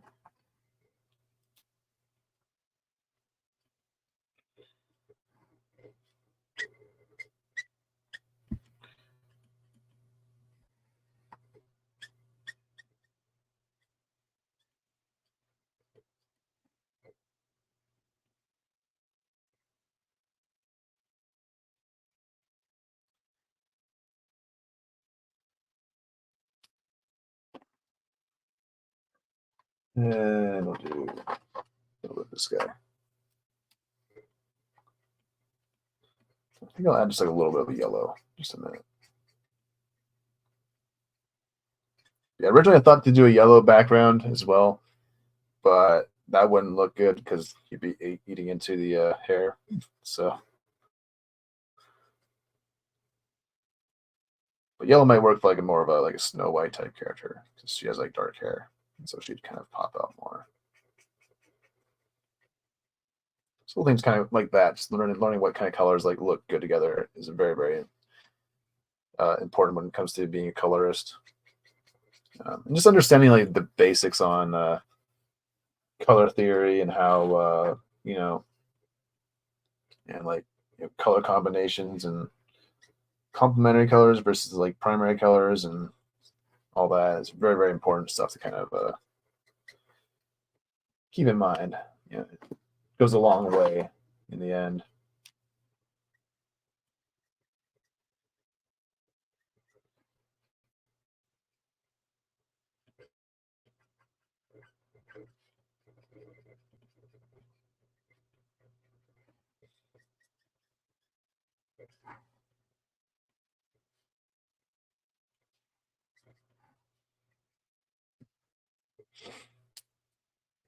Hey,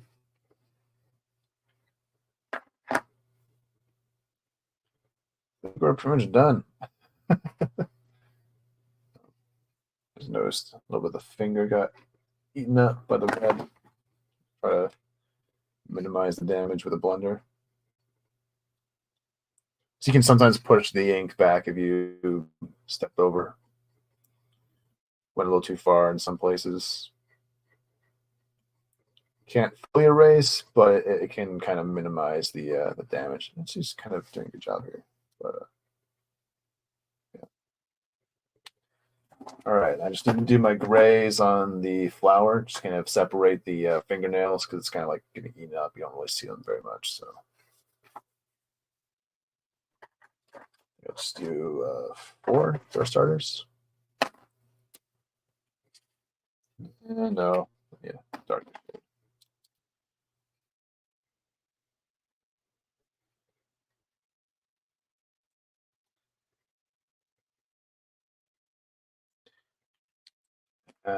Need 7.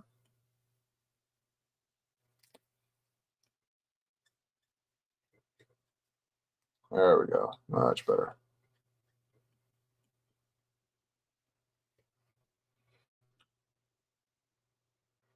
I'm just going to go around the fingers.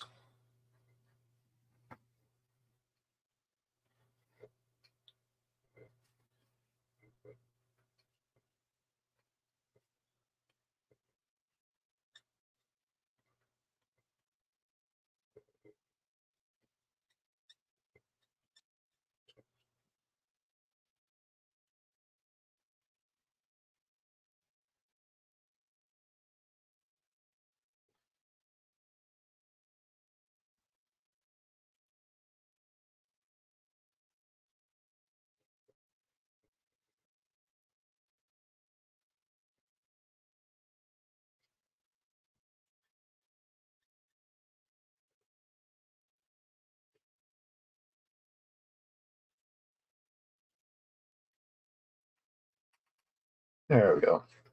Now you can see that fingernails much better with the little shadows there. And with that, we're pretty much done. At least for the Copic part of this. Obviously, I have to go back in, touch up the inks, add some little extra details. If we want, we could do a little bit of details, but we can't do the background just yet. I think I'll save the background for a little bit later. No, I think I need to do the background first before I do anything else. So, let's see. I just want to see what I want to do for the background first. Almost, I want to just one just a bit more simple. I think I can probably squeeze it in real quick. Let's see. Need my templates.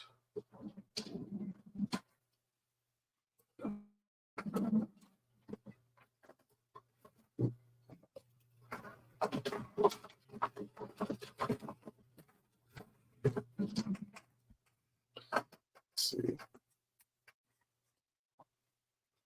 Actually, nope. How wide do we want to go?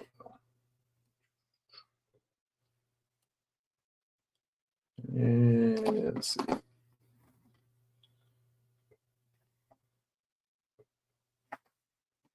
I did the window sort of effect. Not sure if it'll work.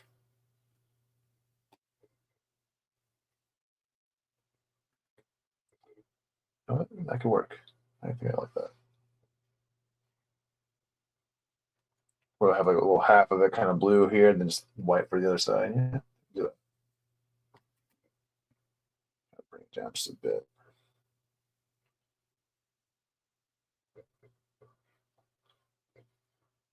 Yeah, right there.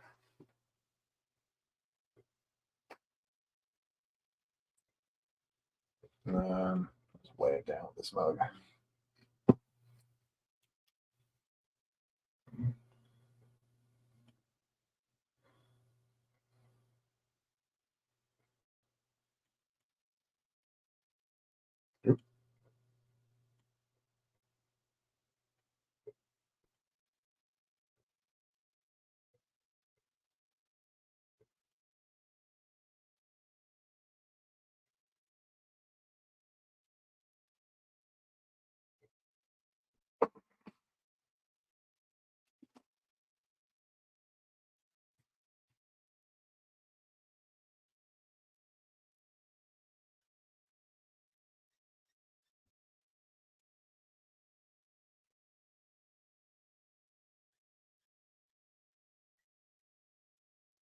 Yeah, do this. We'll finish up. Why not?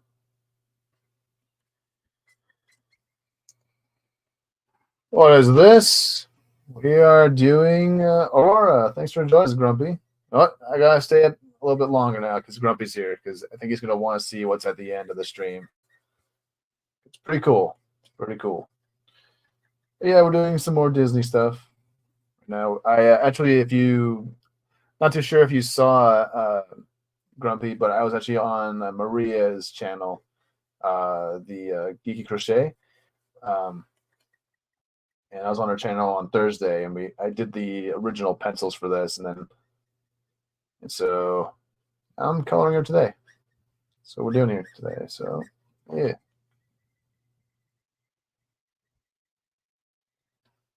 And I've been having a blast. It's been didn't see a stream. Oh, you didn't see the stream? Oh shit. Yeah, yeah.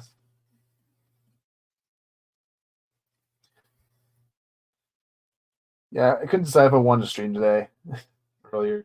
I was kind of tired. But I decided, I'm gonna power through it. Screw it. I need to get this done. Anyways, it's gonna be a gift for my niece for I think Christmas.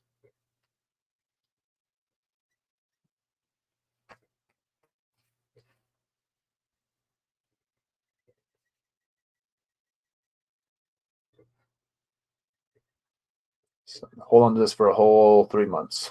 You know what? They can wait.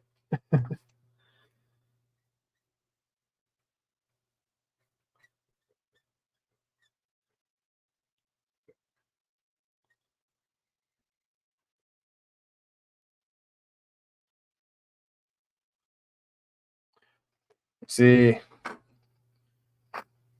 give here, yeah. So, yeah, I gotta keep my name alive. I gotta keep my word. You know, I live up to it every day. Never stop being an uncle, good uncle. Doesn't take much effort.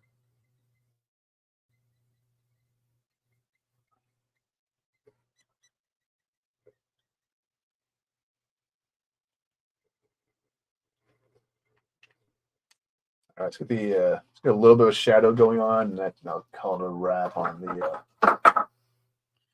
the background there, and then we can do a little bit. Okay, yeah. Hold on, I'll see if I'll post it back into the chat here real quick. The link to her stream where I did the original pencils. Show off real quick here.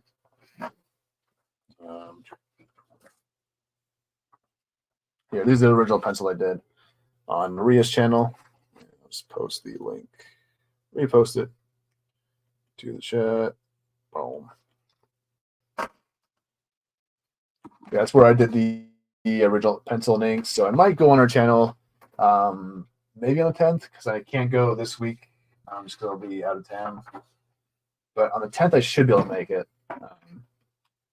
I missed this area here.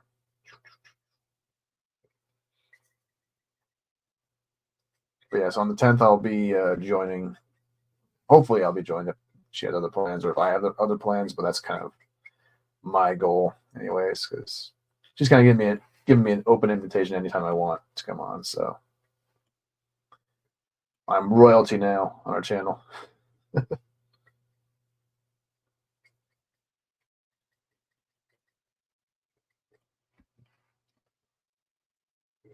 Yeah. So if you get a chance to, check that out, because got to see kind of my thought process behind it. We also had a really good discussion. I was talking about actually the convention I was at where I met Peter Collin. I was kind of talking about,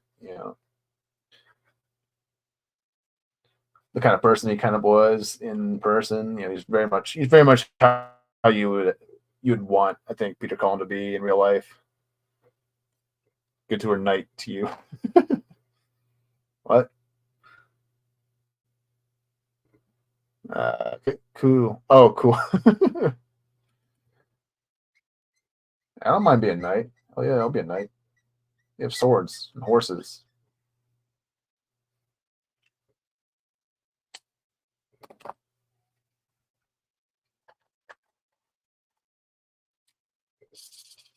Ooh.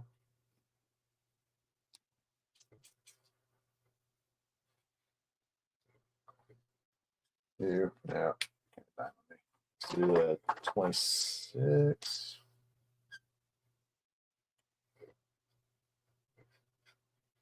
Just kind of do a little shadow here.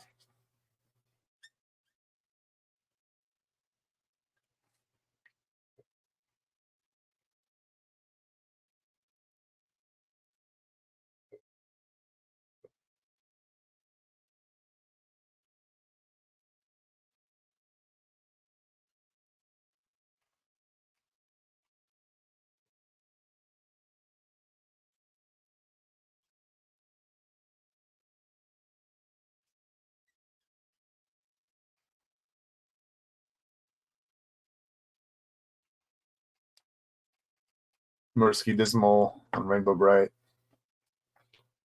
Yeah, Frank and Peter, they have a massive body of work. Some things you don't even realize that they were. Sometimes, yeah.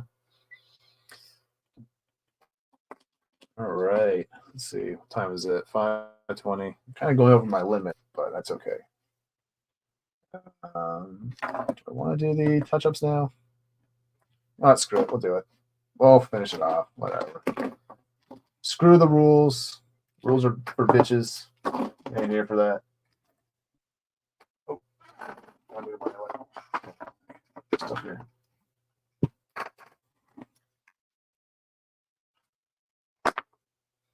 You're not. Move my markers out of the way. So I don't need them anymore. Done with you. Finished. Breaking up. It's over.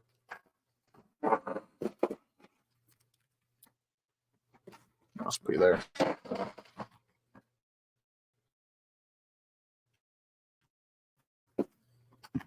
Okay, so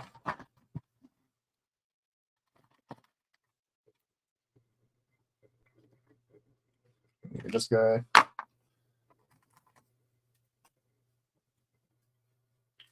So we got to do the sparkly bits on the costume here. So we like to go a little bit extra.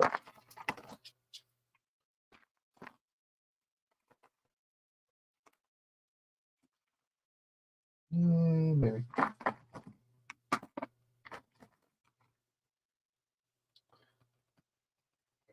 Let's see.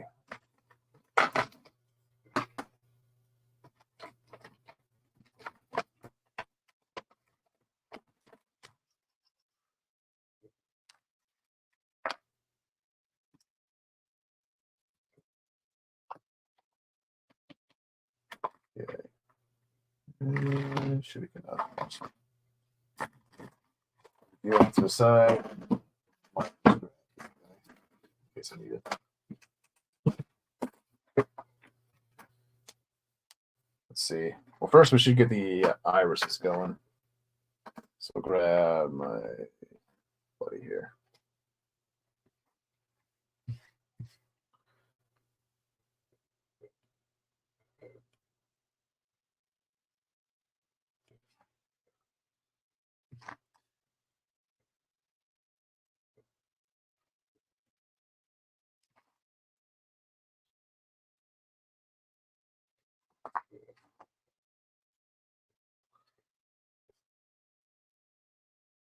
Not really smiley though. It's maybe a problem with the lips here. I'll fix that later though. It's a little bit too awkward looking. I'll fix that later though. I'll save it for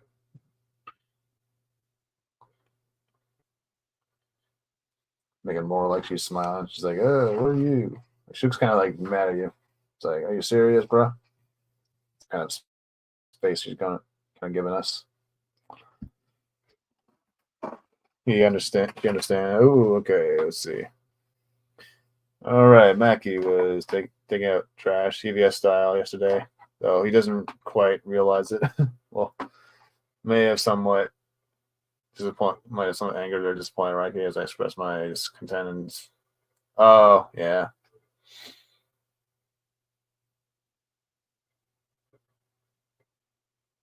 she has still rather sad to see. Yeah.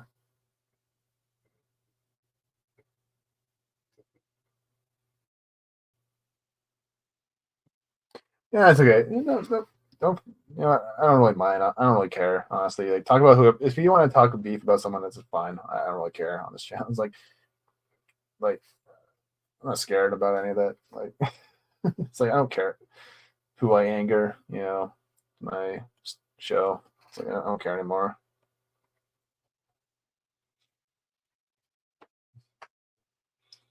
Talk however you want, as long as you don't get me banned.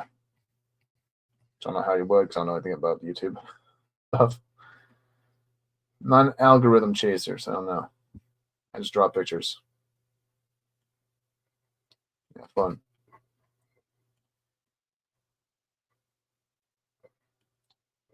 But yeah, I will say I'm on your side on that side of the fence, though, Grumpy, when it comes to the little drama there. Not a fan of the Rippa stuff. It's got a lot of problems with it, but to each his own.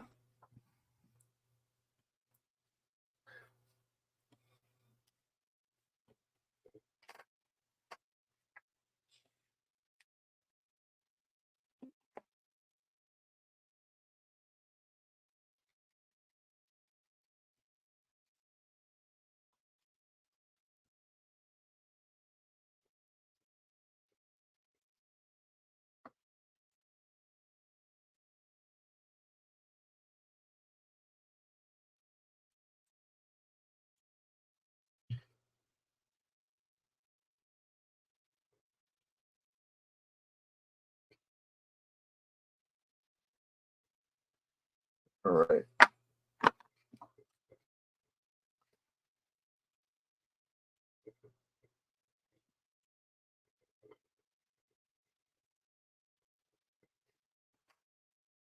You understand that I have grown increasingly disappointed with the folks in the sphere. Also aiming his bullets in the wrong direction, sadly. Honestly, when it comes to the whole sphere we're kind of in, the best thing you can do is just like focus on yourself. Focus on your own projects and stuff like that. Because drama is always going to exist. In any circle. Doesn't matter what. Because I've been through different drama. Over the years. In different circles, and I've learned to just kind of stay out of it. I'm not really into the whole drama sphere. It's what it all seems. It's just all everyone wants to be drama alert. Everyone wants to be drama alert apparently now. That's all it is. People are so egotistical now.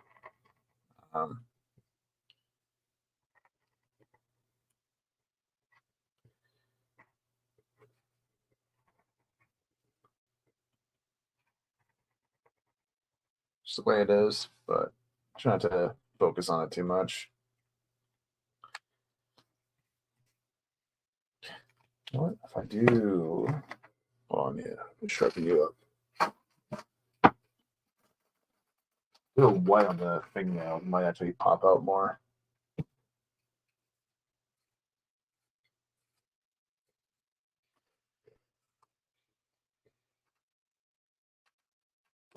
Yeah, the funny thing is like yeah, I'm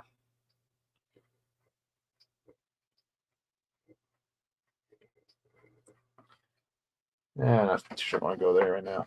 I agree. St. Gives is 100% with you. As he, yeah, exactly. It's like the most important thing is just like, look, it's like you can't control these spheres anyway. It's like you can't control what they do. You can't control the kind of content they make. You just can. All you can do is control the kind of content you consume. And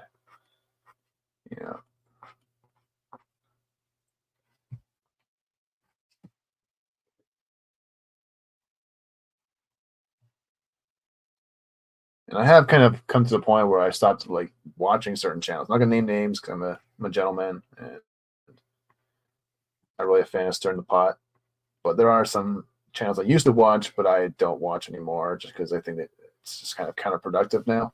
It's more just like counterproductive. It's more just like that. It's like I think that a lot of these bigger channels would benefit better if they just like actually started making or promoting like better content that's of the franchise that they profess to love, but instead they just like constantly focus on what garbage Disney is pumping out, what garbage is Warner Brothers or Paramount, or I think that you'd be better off just like promoting like something that's good, that's actually being made by fans, or something that's actually being made that's good by the because not everything's bad nowadays. I think that we've gotten to the point where the whole everything is woke thing is kind of destroying critical thinking. Really, it's just as bad as like calling everything like racist or homophobic or whatever. It's like it's just because it's like you're eliminating the conversation entirely.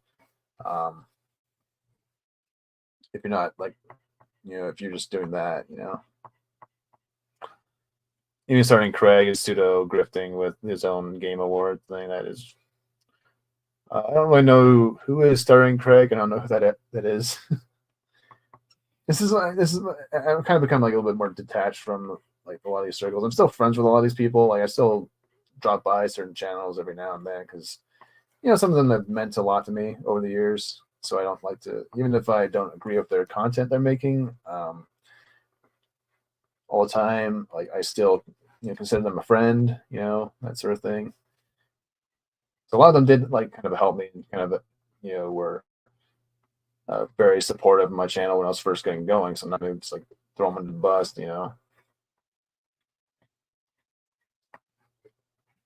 So I'm just kind of staying out of the drama. Because it's like not my fight. At the end of the day, I'm here to draw pictures and here to talk about Transformers and all that stuff. Talking about toys and collecting, and that's my gig. Now, if I do get into more of the, start making my own comic books someday, which hopefully soon, at some point, I just need to get the ideas kind of out of my head and into the paper. and figure it all out. But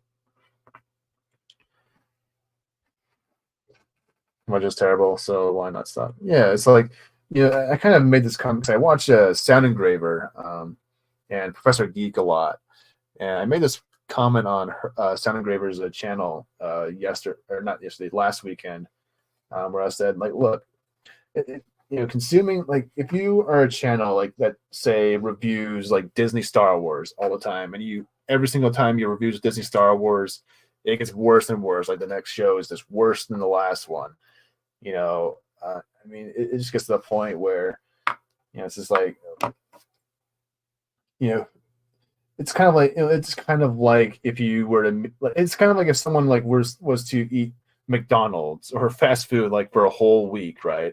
And then go online, talk about how horrible it is, talk about how horrible they feel after, eating a million Big Macs every day. It's like, and then they act surprised when the Sound Engraver's Professor Geek's wife. Yeah, that's his wife, Sound Engraver. She has her own little channel where she talks about music and stuff. Like, you should, yeah, she's really thoughtful discussions on her channel about like media and the current day sort of climate and all that. Like, she's a really good channel to kind of check out.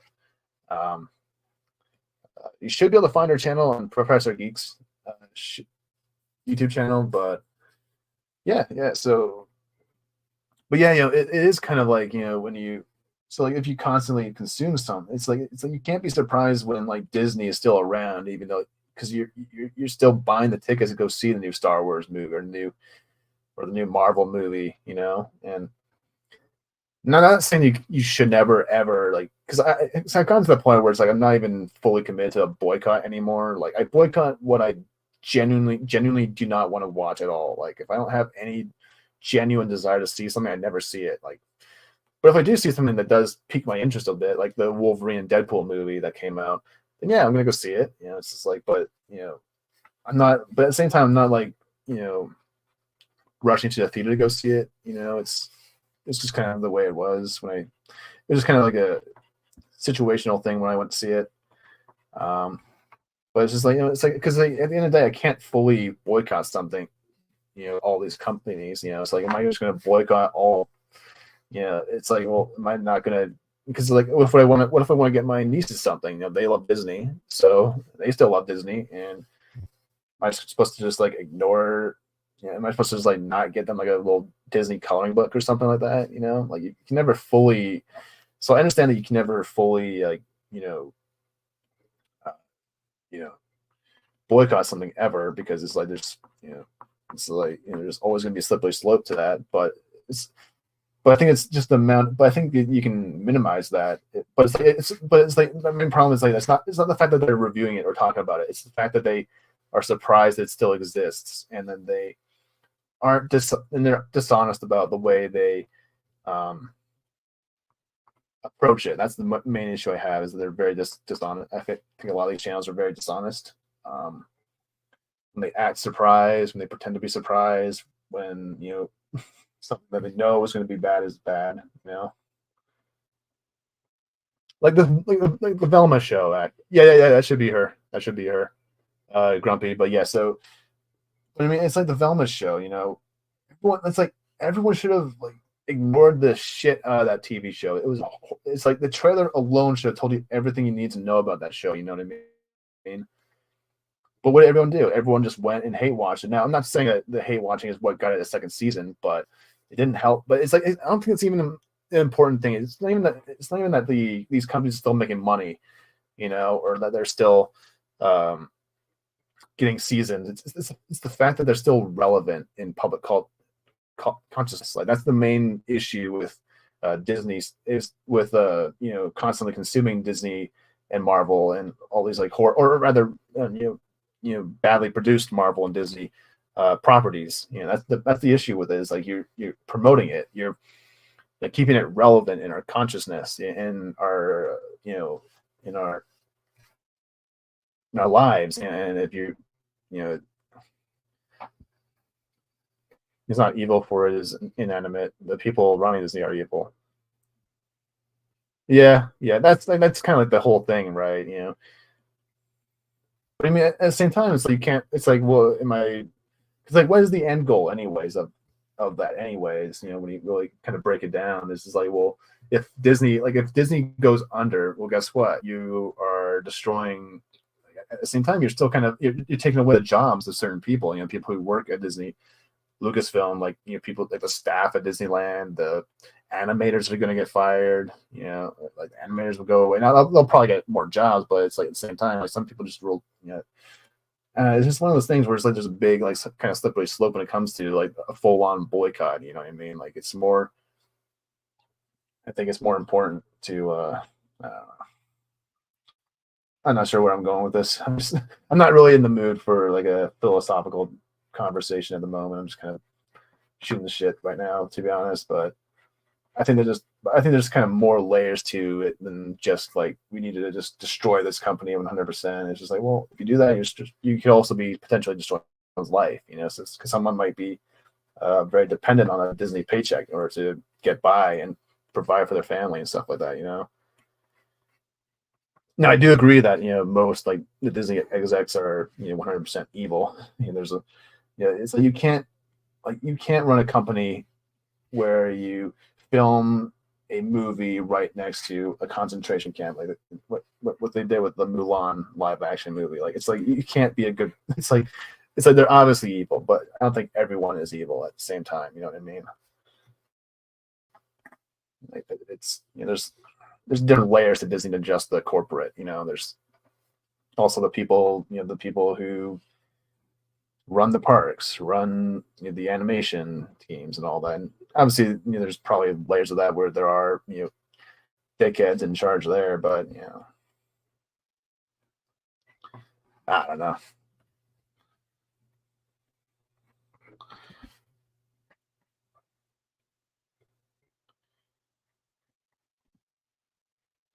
Just think that I think we need a bit more open-mindedness as well. I think that it's kind of lacking. But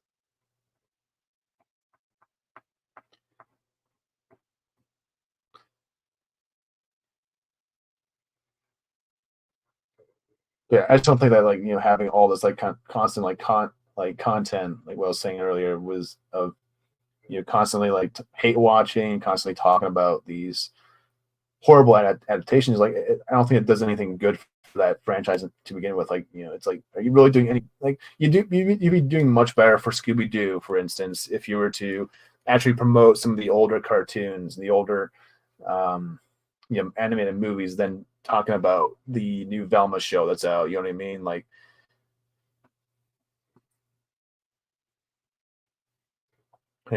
from for snuffing out oxygen. They should, yeah. It's like look, at the end of the day, all these companies are going to keep making money anyways. People are still going to buy it. So people are, you can never truly. So it's like these companies are never going away anyways.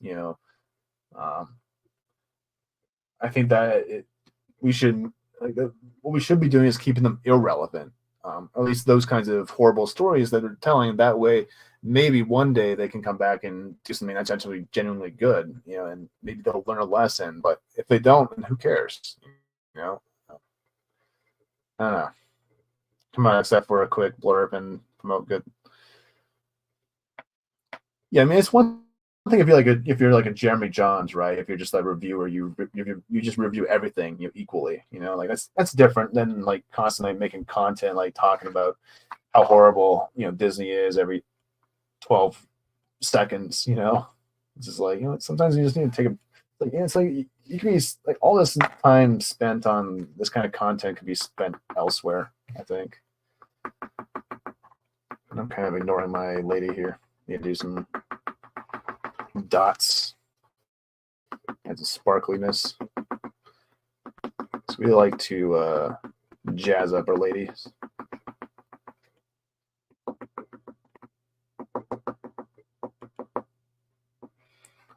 Yeah, some more open-mindedness is needed. Stop hating watching things, promote good ones. Yeah, like just talk about good things that are out. That's what I kind of appreciate about Mara's channel. Actually, is that she, even though she does kind of talk about the problems with like some things in pop culture, she also does stuff where she actually does talk about things she does like, you know, like she always like she has her top 10, top 5 lists every now and then with like, you know,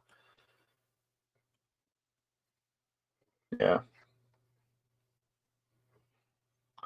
I just don't understand. I just don't understand. Like it's like honestly, I just don't think it's like good mentally. Honestly, if you're constantly like consuming, you know, that kind of stuff all the time, like it's like that's what I said about eat fast food 24/7. Yeah, it's nice. Yeah, look, I love a big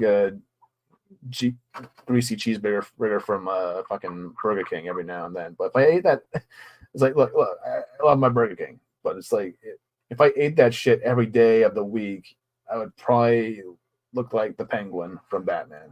Like, it's like I don't want to do that.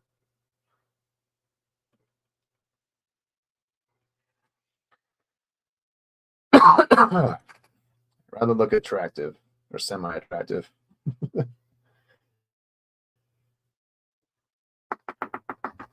right, let's dot you up.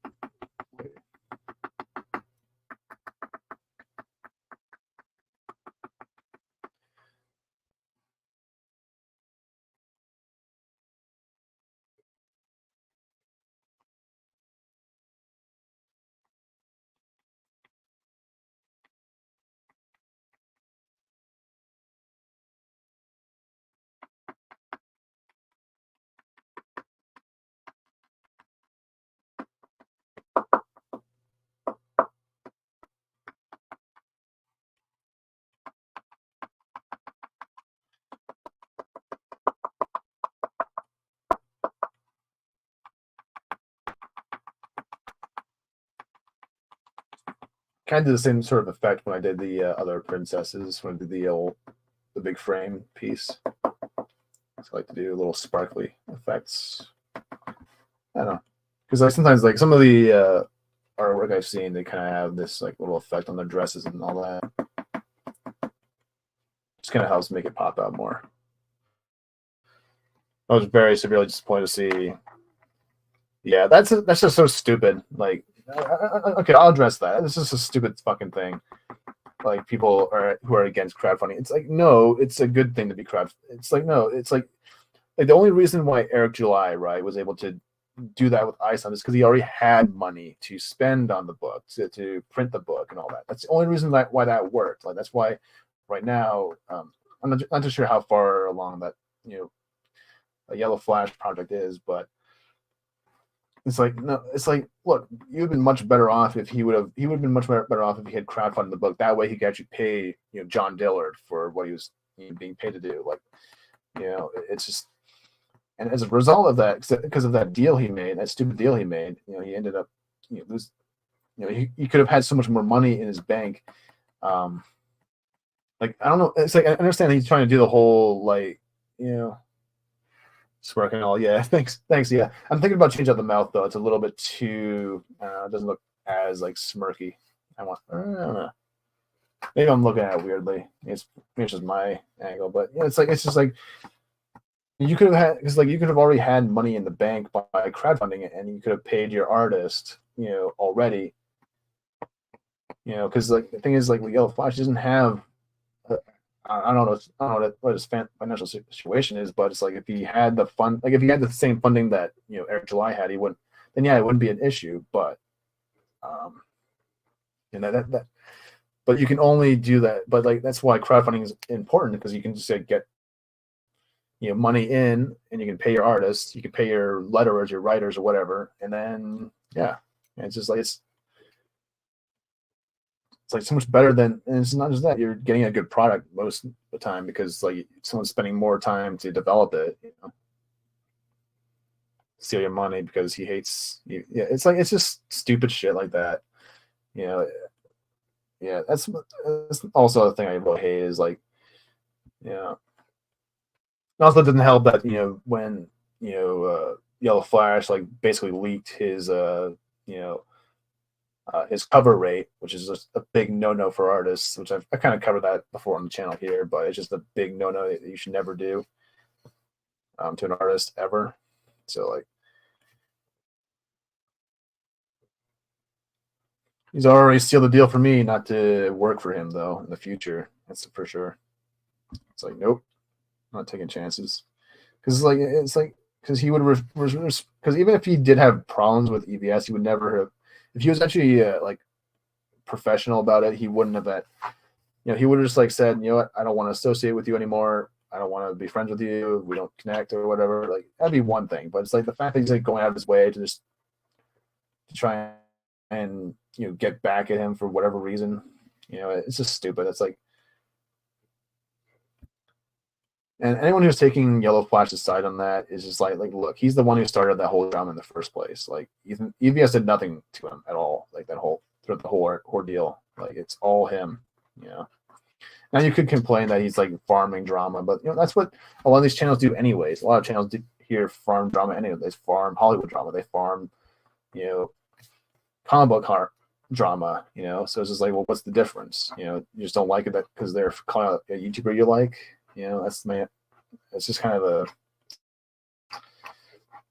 I think it's a bit hypocritical. I'll just put it that way. Yeah, laying is on. It was nice. I love this conversation, Grumpy, because we're going back and forth between praising the art and then talking shit about some people. I'm not talking shit. I just kind of talk about our likes and dislikes of the way people are behaving in the sphere. It's like people just need to stop being so egotistical and just like put their personal beefs aside and just like focus on what actually matters. In the industries and all that.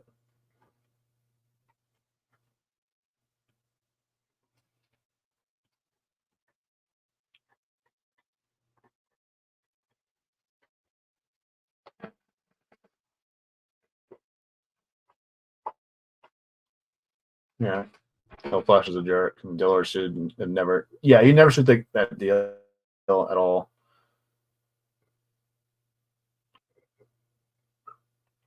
What exactly did to Nina? I know that they kind of blacklisted her a bit in some of the spheres a bit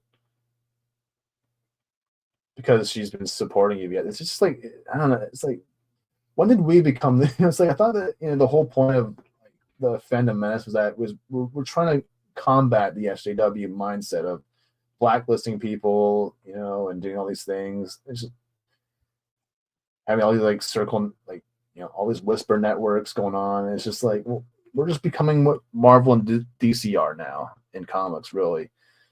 Only difference is we're pretending to be a culture warriors. That's the only difference. And it's just like, well, what, what I mean? It's just like, people are so weird. People just need to figure out what they want to do. Their lives.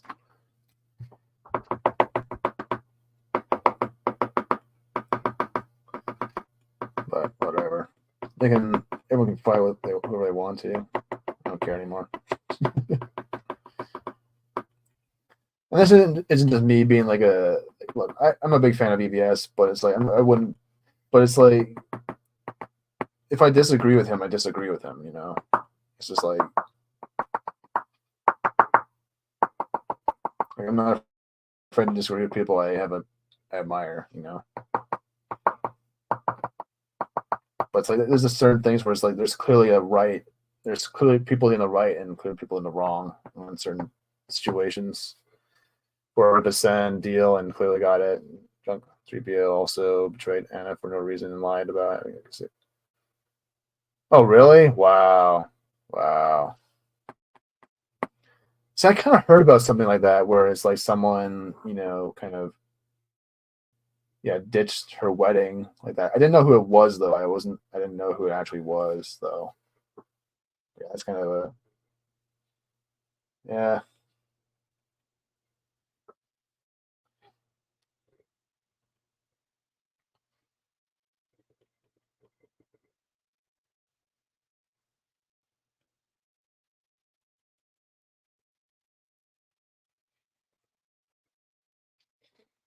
Yeah, that whole thing with the cover, it's like you never do that to an artist. You never reveal what they pay you, because it damages their. Obviously, with EVS, he's not going to suffer because he didn't get his commission job from or his job from Yellow Flash, but it's just like it's bad, but it's just bad for in general. You know, it's just like it's common courtesy. You never really talk about money. But you never talk money at all. That's just period. Like if you're like this is like for anyone out there in the chat who might be watching this in the future or right now or whatever. If you're trying to get a commission, never, even if you don't like the commission rate, never reveal that information anywhere. That stays between you and the artist. It's like a sacred vow. Don't talk about it because it can be bad for that artist's business, and it's very disrespectful. Yeah.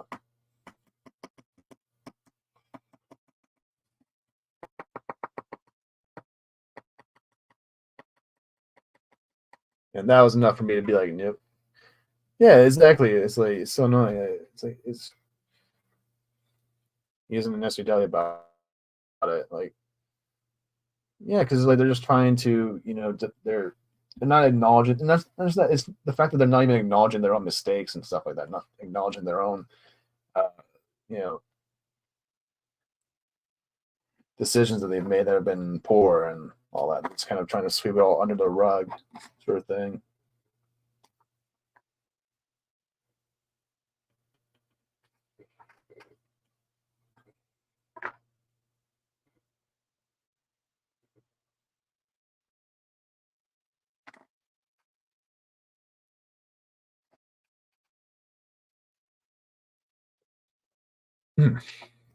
But yeah.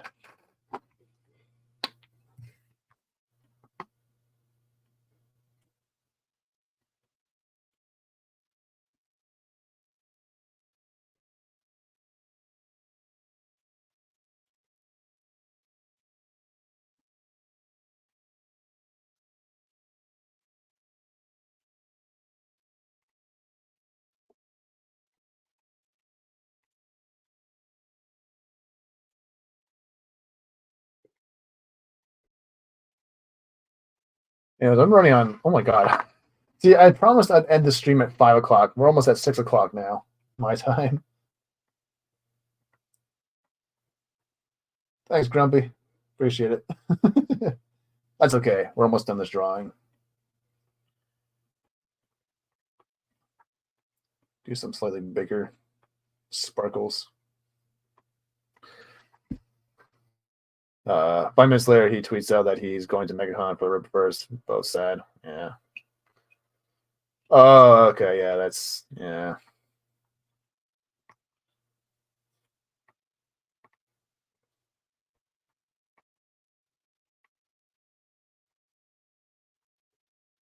Didn't Anna do like a cover for him too for one of his books? It's like, it's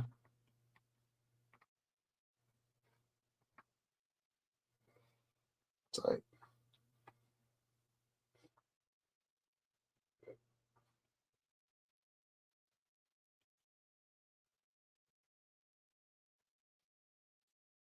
It's like, is going to do a freaking convention more important than being there for your friend, you know, on a very important day? But I don't know.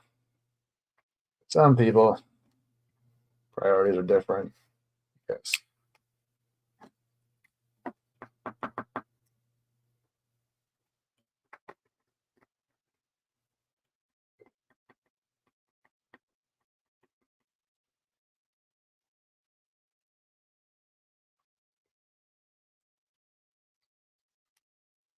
Yeah, and said he'd love to smoke on his. Oh yeah, at Matt. Yeah, that whole thing that Matt Burr. Yeah, Matt Barr. Whole thing. Yeah, that was. Oh, it's your favorite one. Oh, nice. That's everyone's favorite one now. It's your favorite. It's the Mrs. favorite. It's my niece's favorite. And it's Grump, and it's their one of their kids' favorite. So. Just to darken up the eyebrows here. Yeah, Ella Flash probably told F off and called her all sorts of crap because she would. Yeah, that's just bullshit. Yeah, that's just SJW shit to me.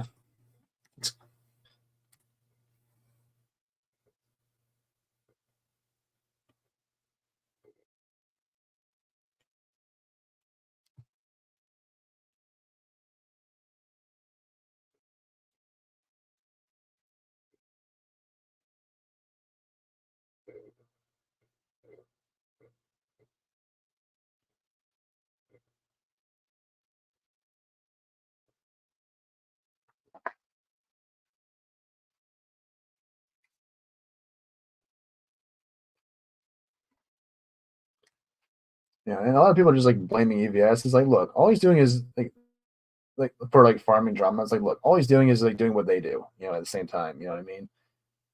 Like it's like it's all he's doing. He's doing exactly what they do, just to them. You know, now they're having a hissy fit over it. You know, it's just like, well, if you didn't have any skeletons in your closet, you wouldn't have a hissy fit to begin with. You know, you could easily debunk them. You could easily, you know, dismiss these things, like, you know, like when EVS kind of talked about, you know, how, you know, they use a lot of 3D assets for ISON, you know, that sort of thing. And then people are just like, and it's like, you know, they kind of just like beat around the bush a bit, you know, trying to save face. It's just like, just be honest. You didn't know, you know. It's like, just be honest. Like, it's like we appreciate, people appreciate honesty. You know, and just be honest. Say, hey, no, I didn't know this guy was using these assets. I'm not an artist, so. But yeah. It is what it is.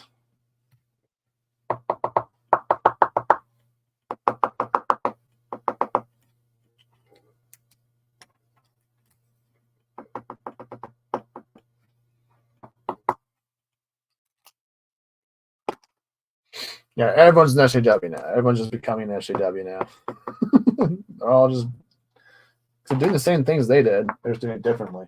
You know, you really think about it.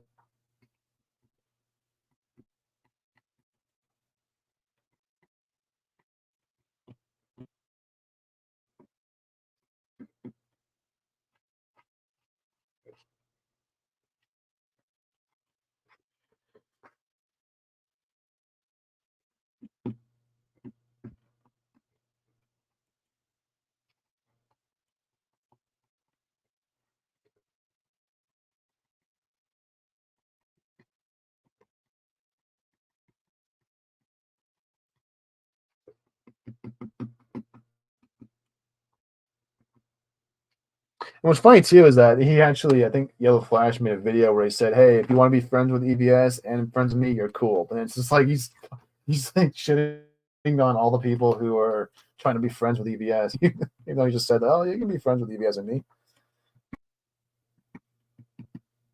But it's like, no, not the case at all. It's like, liar, liar, liar, pants on fire.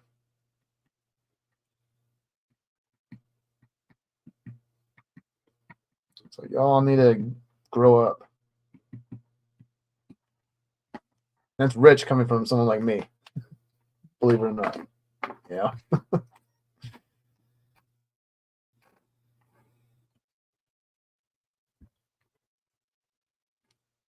All right, we'll do like little stars as well. Just a little bit extra. I love how I said I didn't want to talk about the drama. Now I am. Just like, fuck it. It's kind of been on my mind too lately. But fuck it. I'll talk it. Rules are meant to be broken. All right.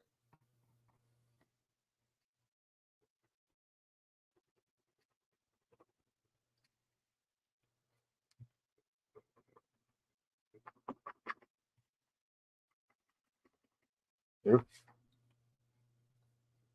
Eric had to be, well, yeah, be honest about it, you know, and also learn to take criticism. You know, like, I think that it's also another thing that they are lacking is criticism. Like, it's like, look, dude, you're not a veteran comic. Just because you're a business guy doesn't mean you know how to draw and write and develop a comic book properly. You know, like, it's a very different craft than like your music.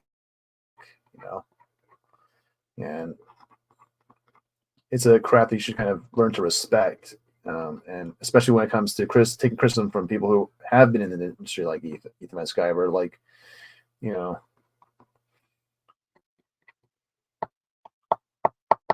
like if I was to make a comic book, right, you know, because like, you know, it's like how many people like, because it, you know, remember back in the day when EVS did that whole, you know, portfolio critique or whatever series. It's like all those artists who put their, like, because it's a very sensitive thing to kind of get as an artist, you know, especially to take criticism from a veteran like EVS. And so it takes a special kind of someone with a big pair of balls to really like put themselves out there like that. And so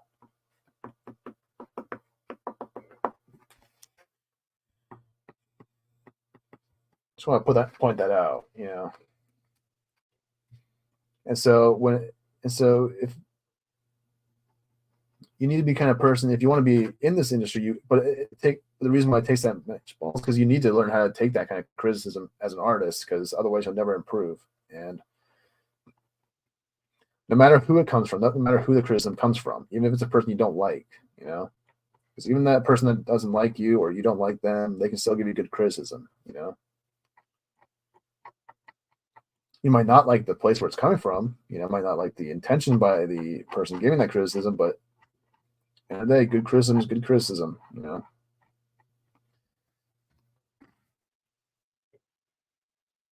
So don't be a pussy. Just don't be a pussy, it's just criticism.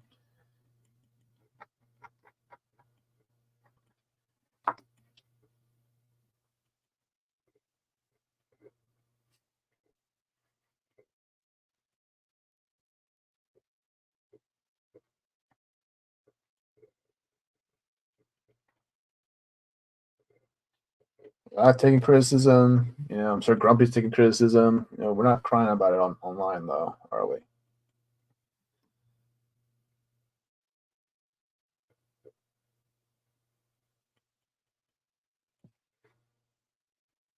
It's like, grow up. Criticism's a part of life. It's an important part of life too. Yeah. You guys put out the text Eric sent. I couldn't believe it, but kept watching it and saw Eric proof. Yeah, I was not really interested in the Riververse 2. It looked kind of bland. Like it looked bland, you know. Like I was happy for him at the time, you know, that they were actually making their own thing, but it wasn't really something that really appealed to me, really, you know. When I heard the synopsis about it, like about it being like a hero that's not really a hero, or he's someone who gave up, and it's like I was immediately turned off because like I was already thinking about The Last Jedi. You know, it's like I'm tired of these heroes who were once a hero and then they give up for whatever reason. It's like, why can't you just be an active hero doing hero things? Like, can we get that again one day? You know, where heroes are just acting like heroes. They don't have to be told to be a hero. They don't have to be, you know, convinced that being a hero is a good thing. You know.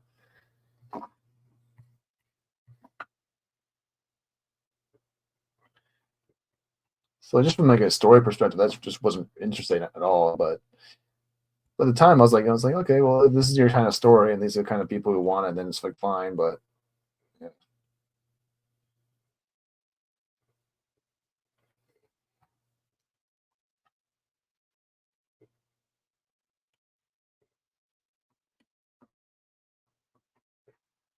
Exactly. There's no such thing as a good / bad faith criticism. It's either useful or not. Yeah, exactly.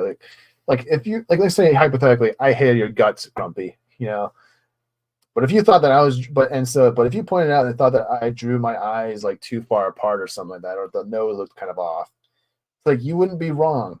You wouldn't be wrong, even if I didn't like you. You know, or if you didn't like me. Yeah, it's like it wouldn't be. It's not. It's like it's not that big of a deal.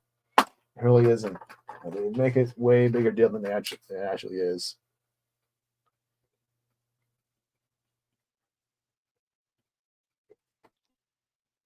Yeah, I should touch up the eyebrows just a bit, you know.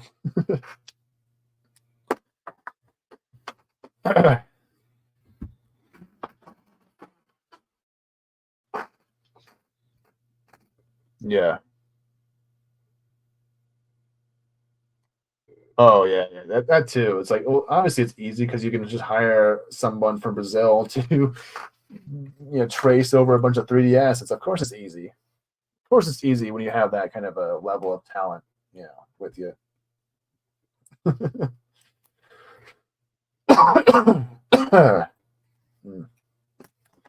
All right.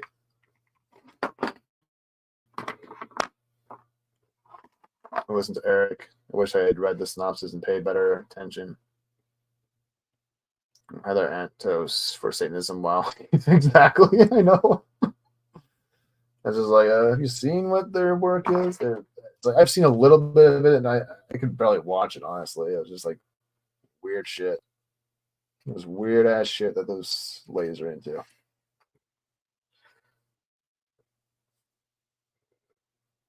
Yeah, man. Like, it's not that, you're making things way more personal than they need to be. You know.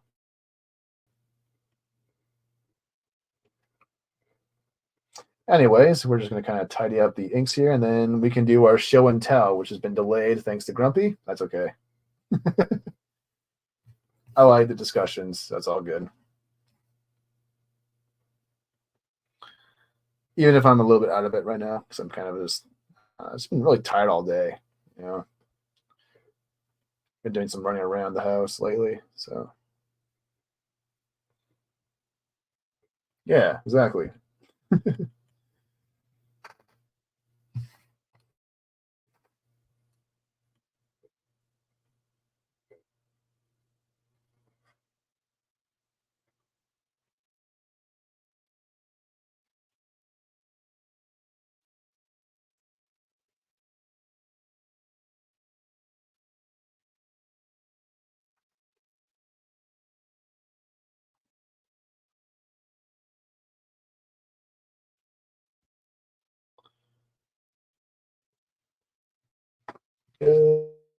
Beauty, almost done.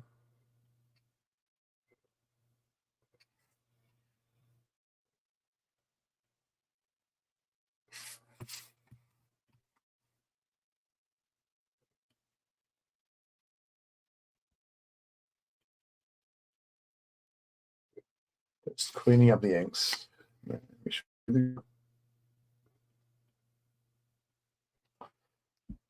Yeah, it's foul.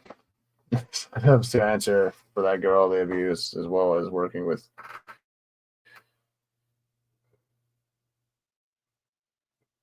Wow, really? Wow. I didn't even know. I didn't know about that. I just thought they were just into like. Oof. Asking the employed. Like, everything's starting to make more sense now.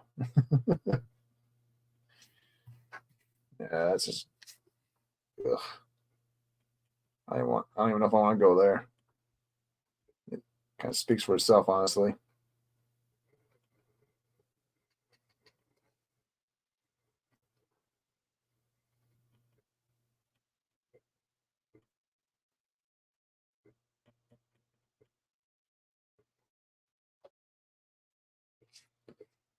Yeah, Rise is very dark, and I like it that way. Oh yeah. Oh, the Rise. Yeah, this thing. The I just been called the corset. That's all I can really think of. I'm not very knowledgeable when it comes to female fashion. I don't really think about fashion because I'm a dude.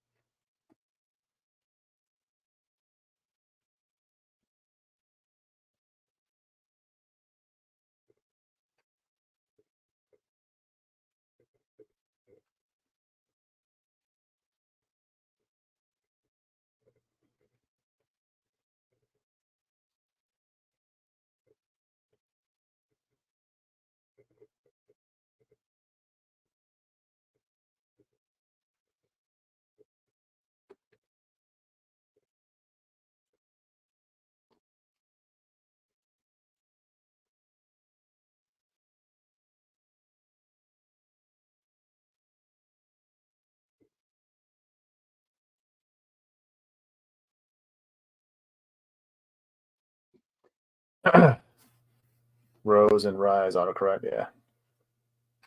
Oh, the Rose. Okay. I was just like, what's this Rise? I don't know what that is.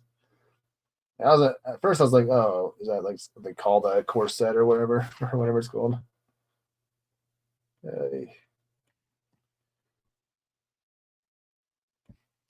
I don't know what it is. I just draw it. It's my bag.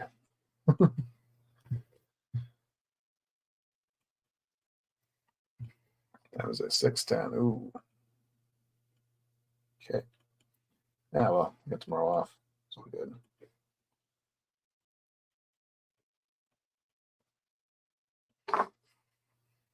Oh, in a good, actually, I'll talk about it when I get to the show and tell, because I did get a little something in the mail this morning, Grumpy. So might be a little bit happy to hear that. Well, I'll save it for when. I don't want to give it away by spoiling it, but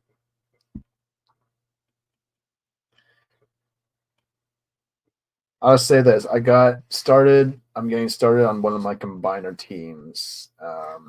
Well, two of them actually, kind of, which I'll get to in a minute, for the collection. So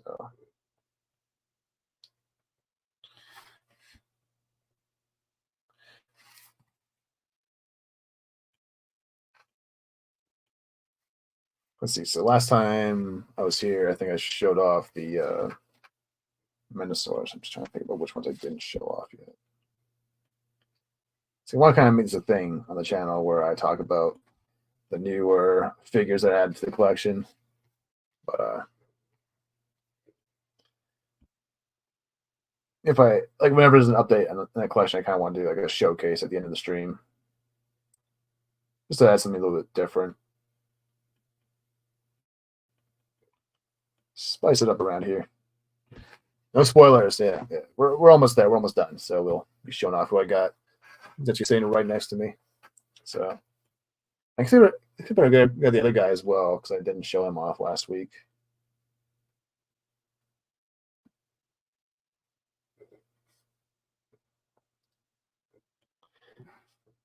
But yeah, I might as well, because I need it so I can talk about the new guy I ordered.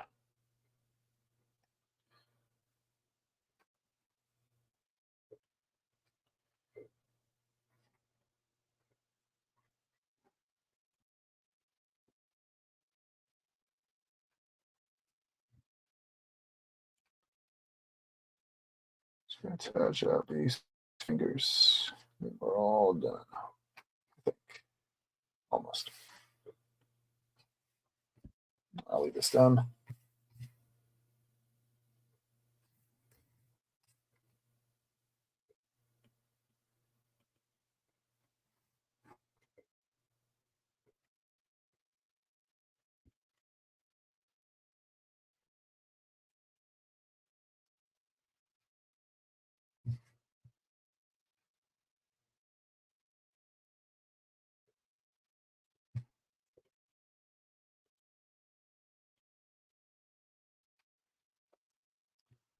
All right. I think we're pretty much done with Aurora today. I think that should be good enough for now. Yeah. An hour and 13 minutes overtime, Grumpy. Thank you very much. I don't mind.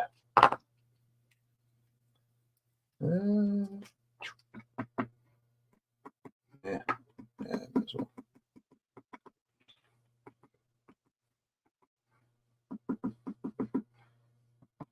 Let's do a few more little dots. I think we should be good enough. I'll touch her up a little bit more later on, but I want to get to show and tell. So one day I would like all the masterpiece as combiners. Can't keep waiting for. Yeah, well, third-party companies are so much better most of the time anyway. So, you know what? I will say this.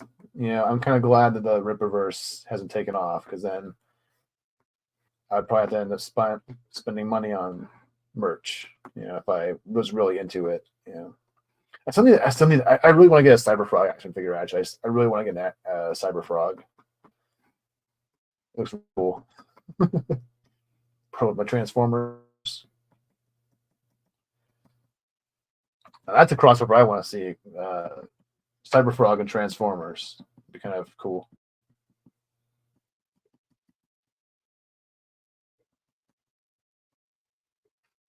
All right, there we go. That's enough of the background. I think we're good to go here in this one.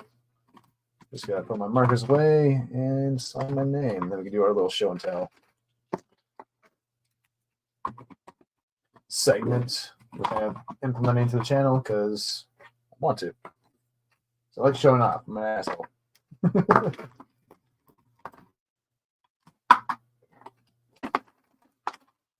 All right.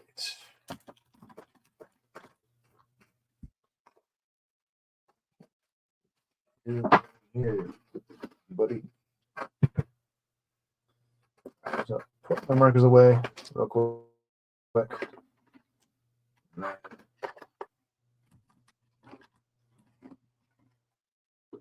Put it back in there. Just put this one away, and then I'll grab some stuff. Do you hear Trump wants to take taxes up? Yeah, that's cool. Yeah, I heard that. Yeah, I heard that's going to be happening if he gets elected. Yeah. If you work overtime, they'll actually take it off your taxes or whatever. Canada, come here. Do what he does. Should follow in the footsteps. I work a lot of overtime as well. So, but, yeah, those are like, oh, I need to sign it, don't I? Let's use some purple.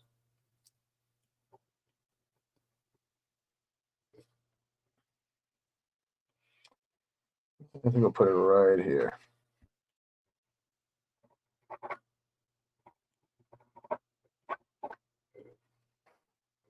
There we go. Signed it. And now we are ready to go. All right, before we do our show and tell, I got to turn the camera off. So get a better angle on the guy. So I'll stop camera.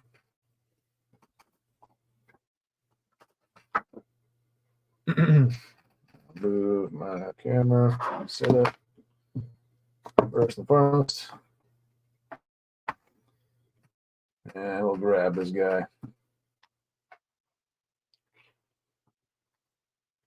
It goes like that.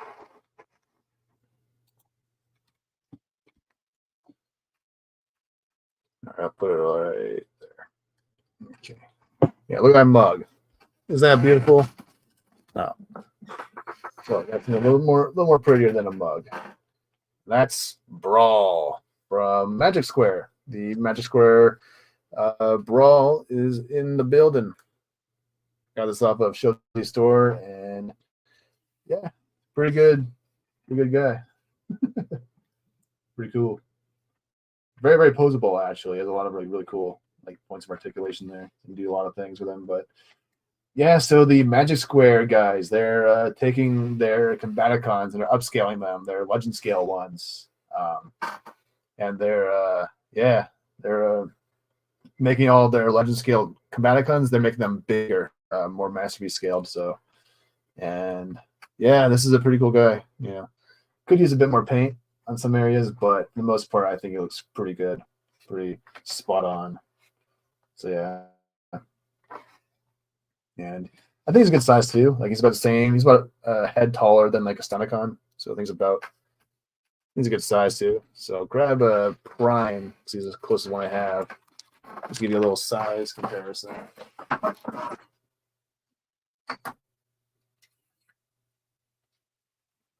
So that seems to work pretty well. Yeah. Oop. You better see prime. There he is. Yeah, I think it's a good size for Brawl. Yeah, I kind of seem as big guy. So, but not nearly as tall as prime. So, but just a head shorter. Yeah, he's a pretty cool guy. He's got a lot of posability. Yeah, has guns. So yeah, and right now he's just hanging out with the Stunticons on their shelf, because I don't have a Combaticon shelf just yet.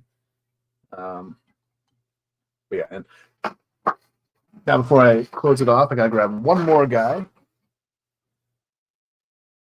and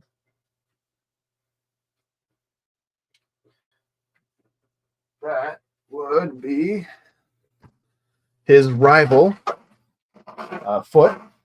And that would be this guy. We got Groove. We got Groove in the building. Now I have him in vehicle mode right now because I am going to be, because this is the X Transbots version of Groove, and I'm going to be using him for my combined form for Defensor. So they're going to be for combined form because they're going to be about the same scale as these Zeta Toys and Toy World combiners. So that's why I'm going with X Transbots. And then Mastermind, and then I'll be going Mastermind Creations for the individual team modes. So yeah, and for the I also, and to go with this guy, I have the one I ordered off of eBay. Was the X Transbots Streetwise. I have him on the way now too. So, oh, sorry, Grumpy. Here, I just revealed my brawl here. There he is. Yeah, he's much better. He's more striking than Groove right now. He's just in vehicle mode.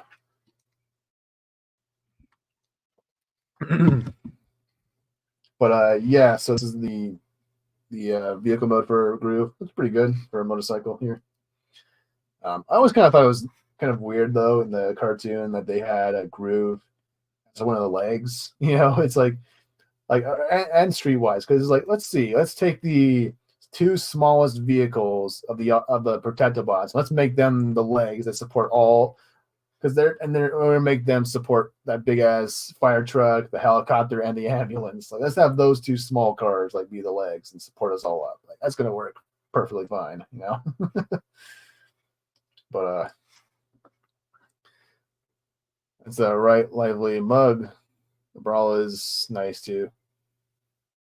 Great, yeah. So this is the Magic Square Brawl. This is the it's basically an upscaled version of their already existing legend scaled Combaticons. So they already have, like, because Magic Square has been going crazy along with New Age. Oh yeah. Like, this is my marker holder, and I also have these pen holders from Etsy, the Megatron Prime. But yeah. So yeah, Magic Square is taking their Combaticons, their legend scaled Combaticons, and they're making them like masterpiece scaled. And so this is their first one they did. Yeah. So this is like how he would look like next to like a Megatron or a Prime, because Megatron and Prime are basically the same height. So just to give a bit of a size comparison there. And obviously we got Groove, which I haven't. Now, the way I have them displayed on my shelf at the moment, I had at the moment was I had them like, I had a Rewind, I think, or Eject, whichever one that was, ride him. Like, he was like kind of like on top of him riding the bike. Just because I'm not going to be transforming him into raw mode anytime soon, because he's going to be just for combined form. And I'm going to be rolling Mastermind Creations when they pump their guys out for their bot modes. So. Oh, Motormaster? You know what? You guys want to see Motormaster? And now you mentioned him, he's a big boy. One of my favorite characters too. He's cool. Yeah, I'll grab the Motormaster. We got time.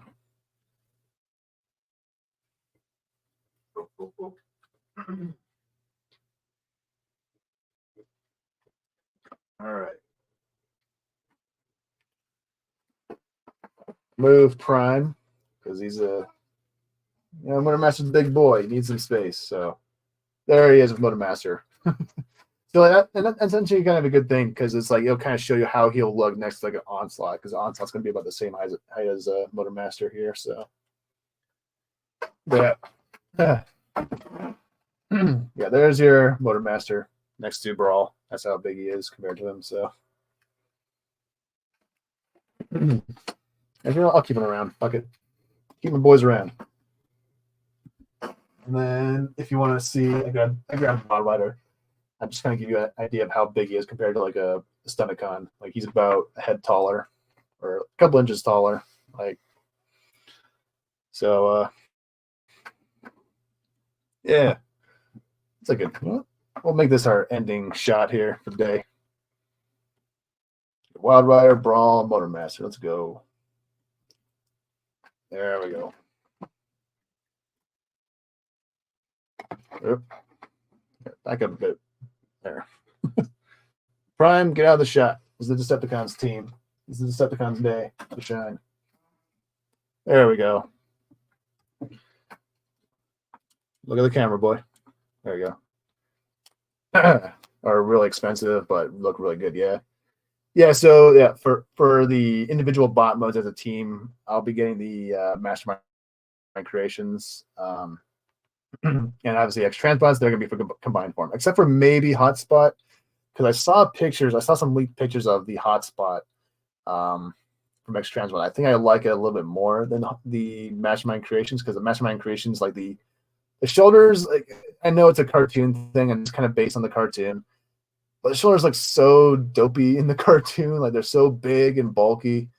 And so I saw the X Transbots one, and they kind of reduced the size of the shoulder pads a little bit, you know, while still keeping the same sort of design cues of it, just kind of, you know, making it more heroic sort of proportions, you know, like that sort of thing. So that's why I'm kind of hesitant to get the Mastermind Creations Hotspots. I kind of want to see how the X Transbots turns out, and then from there I can just kind of make my decision on what I want to get from that. But definitely for the other limb bots, I'll definitely be going for Mastermind Creations. I think they look the best, you know. And other than that, I think the scale will be better, because I think that the X Transbots, the blades in the first aid, they're going to be about they're going to be a bit taller than actually the Groove and Streetwise. They're going to be a bit taller, and not sure if that'll work very well for a not sure if that'll work for like a big like team, you know, shelf, you know, because I think that for me personally, anyways, I think that the at least for the protective bots, I think that they all should be the same height, aside from like Hotspot, you know, because Hotspot should always be the biggest one. But the limb bots should all be the same height, in my opinion. I think that just makes for a more unified looking team. So I do have Soundwave with all the tapes, but not Sound Blaster. Ooh, speaking of Sound Blaster, should I do it? Should I do it, Grumpy? Do you want to see Sound Blaster, or am I going to be making you jealous again, like I did with that Peter Cullen and Frank Welker picture?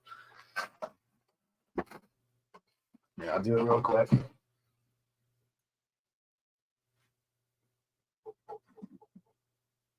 I think I showed him off last time, though. I think I did. I'm not too sure.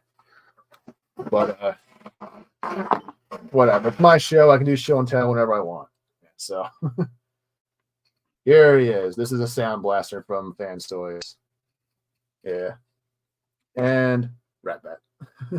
Looks pretty cool, too. I like the Ratbat. He has like gold, like die cast, I think, on his top there. Looks pretty sick. But yeah, there's the Fans Toys Sound Blaster, ready to shoot his tapes out. And actually he does like it launches, actually, I think. Like the Masterpiece did. It's a little bit tighter though. Yeah. You pop it in there, but I'm not gonna do that. It's a very, very nice figure. Very, very nice. I think I like it more than the even though I don't own the Fans Toys Soundwave, I think that the Sound Blaster just looks better, like from at least from the pictures. I think what it is, I think I don't like the blue on the Soundwave. I think that's what it really is. I think the blue on the Soundwave is a little bit too, I don't know. I think it's not dark enough. It's not a dark enough blue for my taste, but yeah, there's a Sound Blaster, so we'll add him to the group shot here, just for the sake of it. Look at that. That's like a band photo right there. Look at that. That's the new Beatles right there. Cartoon actor and still made no sense. Yeah.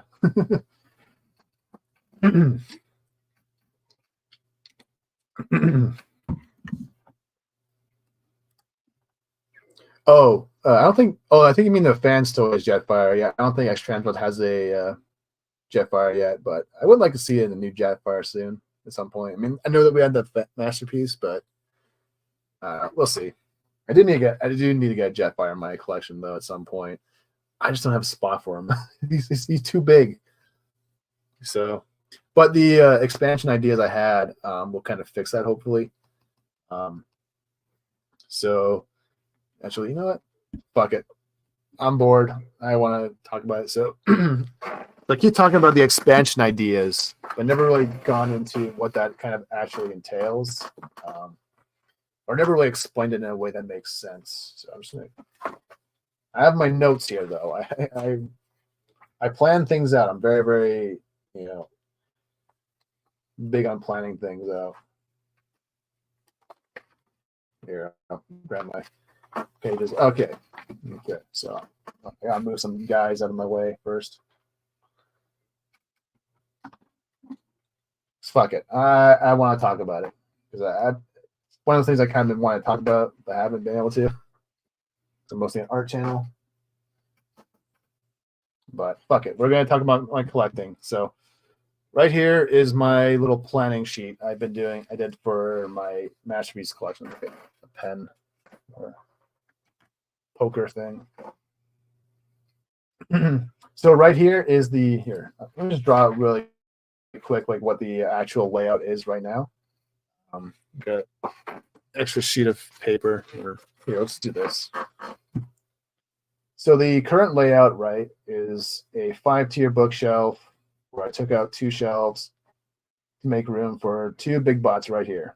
So, right now I have 2 big bots on the top. That's Devastator and Metasaur because I just got Metasaur in. So I had to kind of move Unicron down. And then on the sides, I have these 2 Billies from IKEA. And 3, 4, 5. 1, 2, 3, 4, 5. Now, the current layout is this. I have Dinobots, Season 1, Season 2, the movie, Season 2, and then the Fembot shelf. And then over here, obviously, we have the big bots here. They have Insecticons. Yeah, Season 1. And over here, Decepticons again. Season 1, Season 1. Season 2, the movie. Stunticons. And this is kind of a miscellaneous shelf, the bottom one. Looks like a good bang to me. Good, Jeff. Oh, don't worry, Jeff. We're just kind of wrapping up. I'm just kind of explaining my plan, my collecting plan with Grumpy. So we're just kind of talking about. So this is like the current layout, right? This is my collection. We have 2 Billies and what's called a Gersby from IKEA. Now, the problem is with the Gersby, they don't make it anymore, but they do have the Finby, which is a similar size. The only difference is that the Finby is a little bit it only comes in black. That's the only problem I have with it. But and so this is what I kind of dubbed the second phase of my display, which includes getting these 2 items. These would be the new items. This would be the Finby from IKEA, and this would be the new Billy bookshelf, which is a 6-tier shelf. This is a 5-tier shelf, obviously. And so I'll just kind of go over the layout of each shelf. And so right over here, this would be what the current Autobot shelf is. So it's going to be I'll kind of explain what shelves are going to be remaining the same. That's the ones that are highlighted, I think. I don't know. But but right here we have obviously the Dinobots have not changed. Season 1, then Season 2. But what's going to change here is that I'm going to be moving from this layout. I'll be moving the movie shelf over here. The movie shelf is going to be on these 2 shelves right here in the new Billy, which is going to be the centerpiece of the collection here. And so what's going to happen is the Tokyo shelf, the one with Blaster, is going to be moving right where the movie shelf is, and then that's going to leave me room to do a shelf for Aerialbots and Protectobots. Now, what I can notice is that that's going to kind of eliminate the Fembot shelf on the bottom. And the reason why I'm doing that is I'm going to be moving the Fembots to the 5-tier shelf right up here, right which is going to be for the big bots for the Autobots, which I'll talk about in a minute. But these 2 shelves, the bottom 2 shelves, are going to be Aerialbots and Protectobots. And then for the Finby, the new shelf, that's going to have a big bot right here, which is probably going to be either a Mega Supreme or Superion. And then the shelf underneath that will be the Fembot shelf, because I kind of realized it was illogical to kind of have the Fembots on one Billy shelf when they're very small. And they just be, and it's like, and that space could be utilized for Protectobots, right? Because they're a lot bigger characters and they need more space. So, and even if they were to come out with them, and right now, and obviously right now I'm just using the Takara, the Hasbro female Autobots, like Elita 1 and all them, and they're very, very small figures. So, but even if they did come out with masterpiece scaled sized Fembots, they would still fit on this shelf regardless, because it would just be like 4 or 5 characters maybe. Like the only other character that would go on there would be like Alpha Trion. That'd be it. It'd just be like Elita 1, Chromia, Moonracer, and Firestorm. That'd be it, you know. So that shelf. So it's kind of irrelevant to kind of have this like one big open shelf, you know, for 4 characters or 4 or 5 characters that aren't that big to begin with. So that's the plan here with the new shelf here. And then obviously the other 2 shelves, they're going to kind of mirror the Decepticon side by having 2 big bots here. So like Superion and Defensor would go there, and then maybe I'll make a Supreme would go here, and then and all that. And so that's going to be the Autobot shelf. Normal at 2 times Spiel. I don't know. I'm just cruising through it, buddy, dude.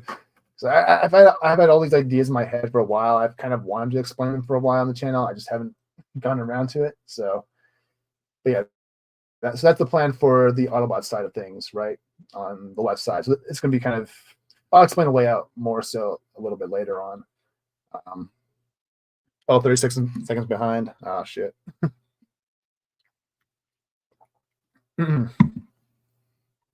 Okay, well, so yeah, so for the middle shelf, however, or actually, you know what? I'll talk about the Decepticon side. So the Decepticon side of things, not much is going to change. Okay, so I'll talk about the Decepticon. So not much is going to change the top 3 shelves. However, the Galvatron shelf, because it's going to be moving to the middle shelf as well with the movie Autobots. And so that will leave room for Constructicons, and that's going to be where the Constructicons go. And then on the bottom shelf will be where the Combaticons go. I'll explain that in a minute, Grumpy. It's like, because the reason why, yeah, I'll explain that in a minute, because I have because the space I have at the moment actually can fit. But they can only, but I can only fit combiners right now. I can't do like city bots. Like that would be the, like I can only do season 1. I can only do season 2 and 3 combined. Season 1 and 2 combiners. That's it. So for this layout. But yeah, so like this, obviously we have the Lincoln Memorial diorama. We have the Shockwave shelf, the Astro Train shelf, the season 2 shelf, and then we have the Stunticon shelf, which is right here. Then right above them will be where the Constructicons go, and then below them is below the Stunticons is where the Combaticons are going to go. Like which that shelf right now is just kind of a miscellaneous at the moment, but that's where Constructicons will eventually go in the future. And then for the Gersby, not much is going to be changing. So I'm not talking about too much because right now I just have Metasaur and Devastator on top, but that's going to change once this shelf comes in, because I will be moving Unicron to the very, very top right here, where 13 of 4, where these little things are here. Like that's where Unicron's going to go right here. He's going to take out 1 shelf, and then the middle 2 shelves of that Billy is where the Autobots and Decepticon movie shelf is going to go, and then the bottom 2 shelves, I'm thinking about doing Predacons and maybe Predaking right here on the very bottom. So it's going to have 2. So it's going to have big bot here, and then the movie cast in the middle here. That's kind of the whole plan for the centerpiece of the collection. And then maybe I'll get the Primus from Studio Cell to go right on top here in planet mode. So I'll have the Cybertron, Unicron, the movie cast, and Predaking. That'll be my centerpiece. And then to the left and the right will be season 1 and 2 Autobots and Decepticons. So that's kind of the plan right now. That's the phase 2 plan.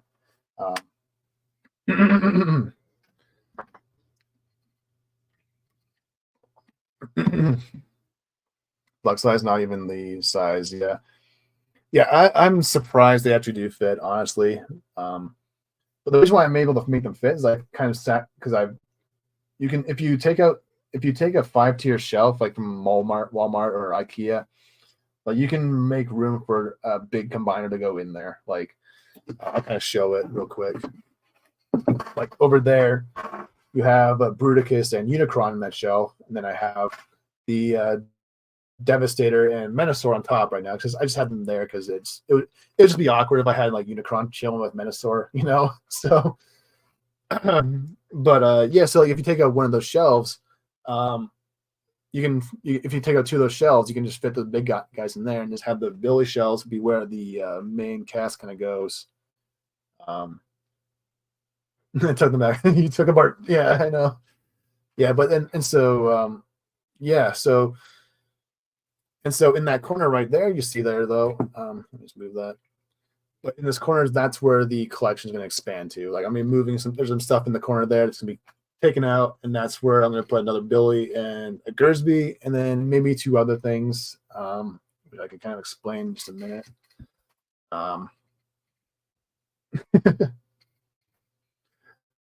But yeah. So Unicron, he's just in the Devastator diagram just for the time being, because just because I didn't want him next to Menasor because it's just kind of an awkward space for Unicron, and B because Unicron is actually shorter than Menasor. Like that Unicron is actually shorter than the combiners, so I don't want like Menasor towering over Unicron, you know. So you want to kind of keep them separate for when you're displaying him, but yeah, once the Unicron kind of moves into the centerpiece of the collection, I'll move like Menasor, Devastator down because I think that shelf kind of works for both Menasor and Devastator. But yeah, but that's the plan anyway. So like it'll kind of the idea is to have the Gersby and this shelf and this shelf, or these 2 shelves are going to go move to the side here. I'll be moving another shelf into there where the Unicron is. But it's going to be the Autobot mirror sort of thing. Like it's going to be Autobots on that side, and then in the middle will be the Unicron and the movie shelves, and that's kind of like the plan. That makes any sense. But and yeah, that's kind of like where I'm at with that. So hopefully I explain it as best I can. I think once I get these new pieces of furniture in, I think it'll all make sense to people who are, you know, just like, what is the motherfucker talking about? You know, he's just rambling. It's like, well, not wrong. So, but anyways, I can kind of go over phase 3. It's kind of a simple update, but that would be adding these 2 shelves right here, these 2 bookshelves. And these are the skinny Billy bookshelves, the ones that are kind of half of the main size,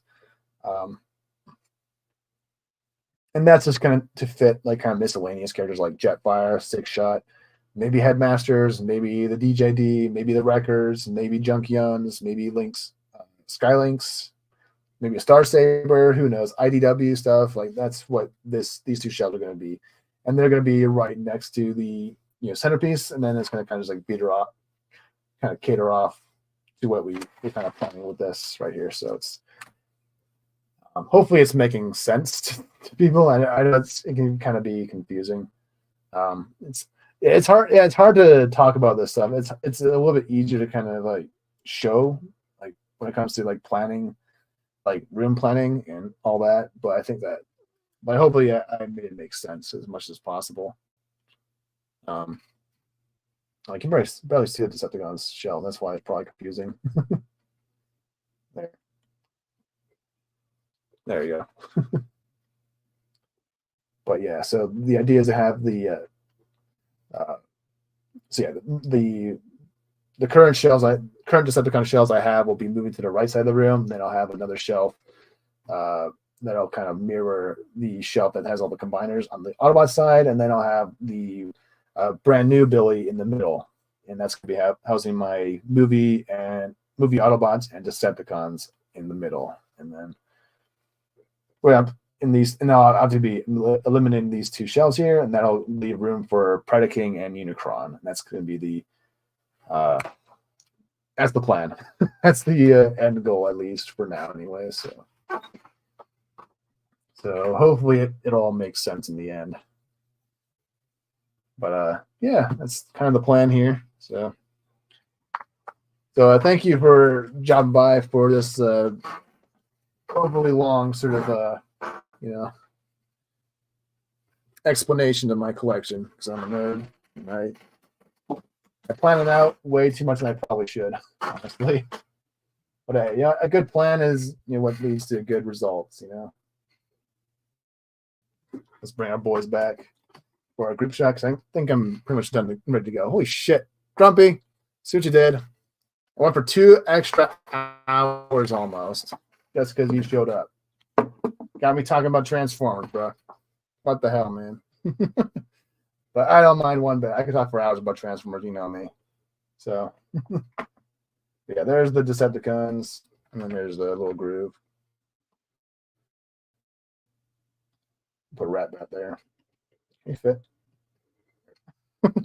He's leaning on Soundwave or Sound Blaster there. So,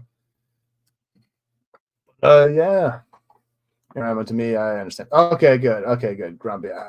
I was afraid, because it can be confusing sometimes to kind of explain, like, I think it can become confusing to kind of explain your layout on the page versus like what you plan for in person. I think it's kind of a strange thing to kind of talk about. So, but on that note, I think we're gonna call it a wrap. Yeah. So, I'll grab my lady. We got our Aurora. Looking pretty. Gonna be giving that to my niece for Christmas, I think. And then yeah. So on that note, I think we're gonna call it a wrap. And since we got a Combaticon in the house, I think we gotta play the Combaticon clip once again. So before we do that, we gotta say a great big thank you to Grumpy, to Alaska Jeff, to Tina, to Mr. and Mrs. Dadman who showed up, and anyone who was lurking in chat and chilling. Hopefully we didn't scare you away too much with our very controversial takes on the current sphere going on. But I don't care. It's like I'm going to talk about what I think. I'm going to say what I want, and I'm not going to care what anyone thinks, because that's just how I roll. So, because we all have our own beliefs, our own feelings on things, so that's all that matters. And so, as long as you like watching my content, watching my videos, you're always welcome here, even if we disagree. So, but on that note, I think it's time to pull out our Combaticons and call it a wrap, because I am tired. My throat's killing me. So on that note, I will see you guys all later. Let's grab my Combaticon clip. Yeah. Bye, y'all. Retreat!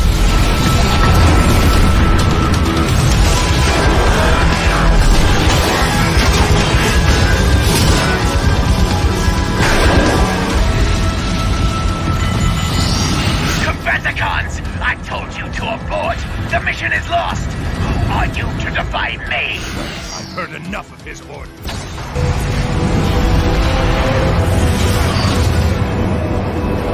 We need to take control of this ship! Combaticons! Combine into Bruticus!